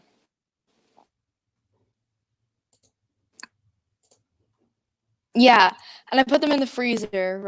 Actually load, turning around. Man. So I Oh, am those look currently nice. like trying to I fried these 3, and I want to try one. So I hope it's good, but I haven't tried it yet. So Try it on camera. here's the Try it, try try This it, is try like it. Try it. Try it. That ASMR. Oh yeah.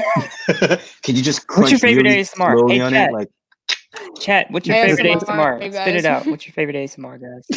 Their favorite Mine ASMR is Trains in the Rain. Trains in the Rain. Ooh, trains in the trains rain. in the Interesting. rain. This is Mine so is good. You guys want soap okay. cutting. Can I tell you what I Good did in answer, case Steve. any of you guys in the comments want to know? Should I? Yeah, man. Give us a little tutorial. Because it's not too long. It's like, I mean, it takes a long time, but it's really a strenuous process. I Good. got two. So pineapples. you make mac and cheese, like boxed mac and cheese.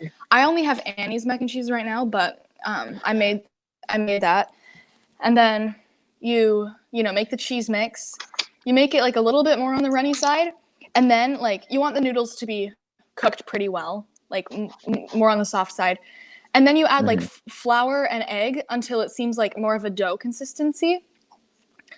The mac and cheese, and then you form them into the shapes that you want them to be in. You can do circles, you can do triangles. Then you freeze them Can you do long enough so stars? that they're like what? He Can asked you if make you star could do stars. shapes? Stars? Yeah, you can totally do stars. Yeah, you want. Oh, you also want to cool the pasta down after it's cooked by like running it under cold water. Anyway, and then you freeze it. You freeze them until they're like solid enough that you can like move them around enough. Then you get a bowl of flour and a bowl of like egg. You like whisk the egg pretty well, and then you flour it and egg it and flour it. What I did was I floured it, then I egged it, and then put it in the freezer again, so it like solidified a little bit more. And then I floured it again, then egged it, and a little bit more in the freezer, and then egg and breadcrumbs. Yeah. And then I put it back in the freezer, and then you can just fry them at 350 degrees. So anyway, it's fun. Hopefully if you feel like you want to do that, you can. Okay, Basically, so Checking it out. you make the mac and cheese. Flour, egg, flour, egg, flour, egg, breadcrumbs. Just a bunch of flowers and That's eggs. Got it. F-E-F-E-F-E. Lots of flowers and then eggs. breadcrumbs. you know what's so funny is that we've just exposed one of like the ENFP's favorite things to do, which is to explain a process that we have come up with. Yes.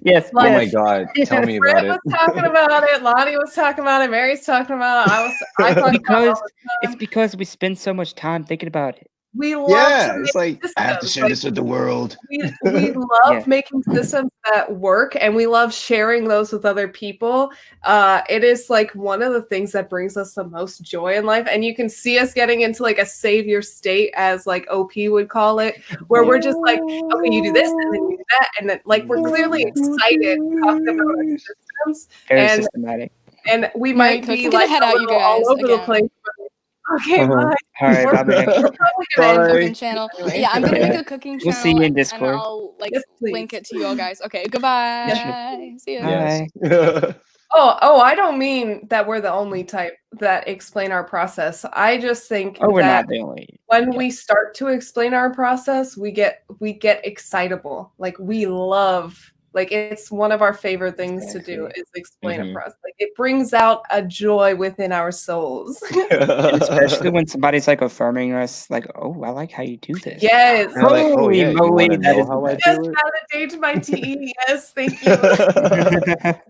Yo, okay, Okay. so question. Are you guys more like in a project or in an experience or a journey, or let's say like, traveling from one place to another? Do you favor more like the experience or getting to the place? Like the end product or the experience? You mean like the journey of like getting to the place or being in the place? Is that what you mean? Yeah, so like if okay, for example, if you're doing like an artwork, would you like document more of the process, or like would you think about like, oh, this is like a cool way to do the process, or just like the end product? Or kind of like if you're traveling somewhere, would you like a road trip, for example, like a lot of people pack food and all that kind Oh, of stuff, okay. but most people, they just think, all right, I don't want to be awake for this trip, or I'm flying and I'm just gonna sleep, Oh and no, I I kind love of just want traveling. to get there. Yeah, Yeah. it's funny that So there are people that say like they hate flying, they hate like being in the airport. I'm like, that's half I'm like, the fun. that's half the fun, dude. Like seeing all those random people, and then like, or like on the plane, like you sit down beside someone and they're like old, and you're like, oh, okay, time to pick this guy's brain. And I turn on, I'm like, hey, what's up? And he's like, what's up, man? And then we just end up talking about the weirdest thing ever. And I come down from that flight, and I'm like, I am a new human. I have just gained some knowledge. And I feel personally as an ENFP, I feel like when we're having good intelligent conversations like this and everything's firing on us, our brains are literally lit up. Especially as Yeah. extroverts, we have our own we have so many ideas popping in and Oh, out of yeah. our heads at light speed. I swear, like Mhm. when we're socializing, and it's crazy how that works. Like it's just so much energy goes into our like. Okay, I got these ideas I want to talk about, I but I want to love talk your about. ideas. Yes, I love brainstorming ideas with people. That is one of my favorite things to do. Like if I could just have brainstorming sessions every day, that would Yo, I fulfill could do my that life. for like, yeah. I'm about to bless you guys' day. Okay, look, there's this thing I found, right? I will put the link up. Mitch, I'm gonna send you the link so you can put Okay. it in the Yes, comments. please. But it's called Free IC. You should check out their Instagram. You should check out the TED Talk that this guy made. Oh, you were saying about it the other day. It's crazy. I love it. I'm gonna So go get it. basically, these guys randomly decided one day to walk out on the street, right, and have these signboards that said free intelligent conversation. And they just sat down right there, And obviously he was like, it was a good plan, because most people see the word intelligent and they're like, there's two responses. There's, oh dang, I don't want to like, do that. That sounds a little bit too tough. Or some other people are like, hey, that's intelligent. I think I have something I want to talk about, and then they go towards you, and that's the kind of people that you want to be talking to anyway, right? People who actually want to, have Yeah. a conversation, and they literally just talk about whatever the heck is on their mind. And the TED Talk, the guy was like, that it started out with one person, two people, and then like at the end of the day, there were like 45 people, and they were all just talking about like from different like races, social classes, everything. A bunch of homeless dudes were there too. He was like, everyone was on that street. People were like figuring out what's happening. And it was really interesting to me because like it didn't start out with a topic, but like at the end of the day, all those people had just connected. And then he told me like he was so happy when he saw they were exchanging their numbers, like they were all gonna hang out later, that kind of stuff. And it was really cool. I was kind of like, yo, why hasn't anyone kind of done this before, And I emailed the guy, kind of like what I did to you, Michi.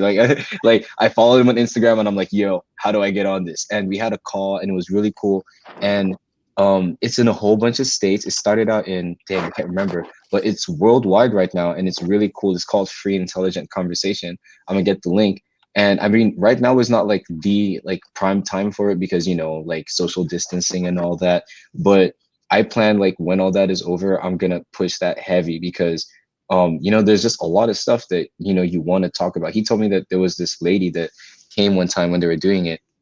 It's like a big NGO or something. She came one time and she was like talking about how I think something about her husband like killed himself or something. And I was like, dude, that's so sad. And he's like, yeah, it's so sad. And then I asked the lady, like, why haven't you told this to like anyone? She's like, well, I'm an orphan and I have like friends, but that's not, you don't want to be the person that goes to the bar and you're like, oh, my husband killed himself and I need to talk about it, like, and she was just like, I just kind of kept it with me, and it just stayed there. And now I'm actually, no one ever asked for me to talk about it, but now that like, this is an open platform, she literally poured everything out and she said she felt really better about it.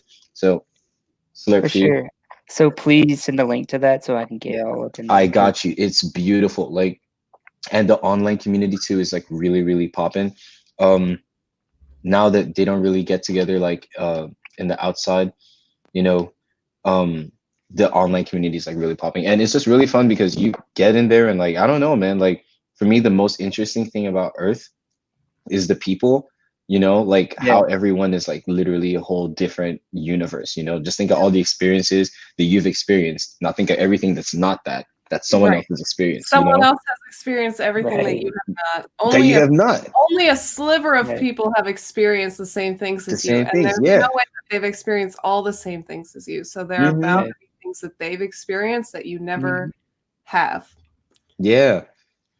Few. I don't know if Free IC is in the UK, but I think that, I mean, it's not in Savannah too, but I'm pretty sure it's in the UK, but you can start it because I told the guy that I wanted to like start doing it here. It's literally as simple as walking up on the street with a sign that says free intelligent conversation, putting it right there, having some music going on, have some food out, I don't know, like, and just make it, nice for people to come talk. And, it might be slow at first, but it'll pick up. And I don't know, it's really fun. I did it for like 2 times before we had to go into quarantine and stuff, but it was really, really, really fun. Like, you come back at night and you're like, I did something with my day today. Well, speaking of intelligent conversation, we can absolutely support you virtually through the Discord. We are very open to conversation on there. There's a lot of really intelligent people in there. So definitely hit it up and check us out. Check out the Discord. I saw already a couple people joined.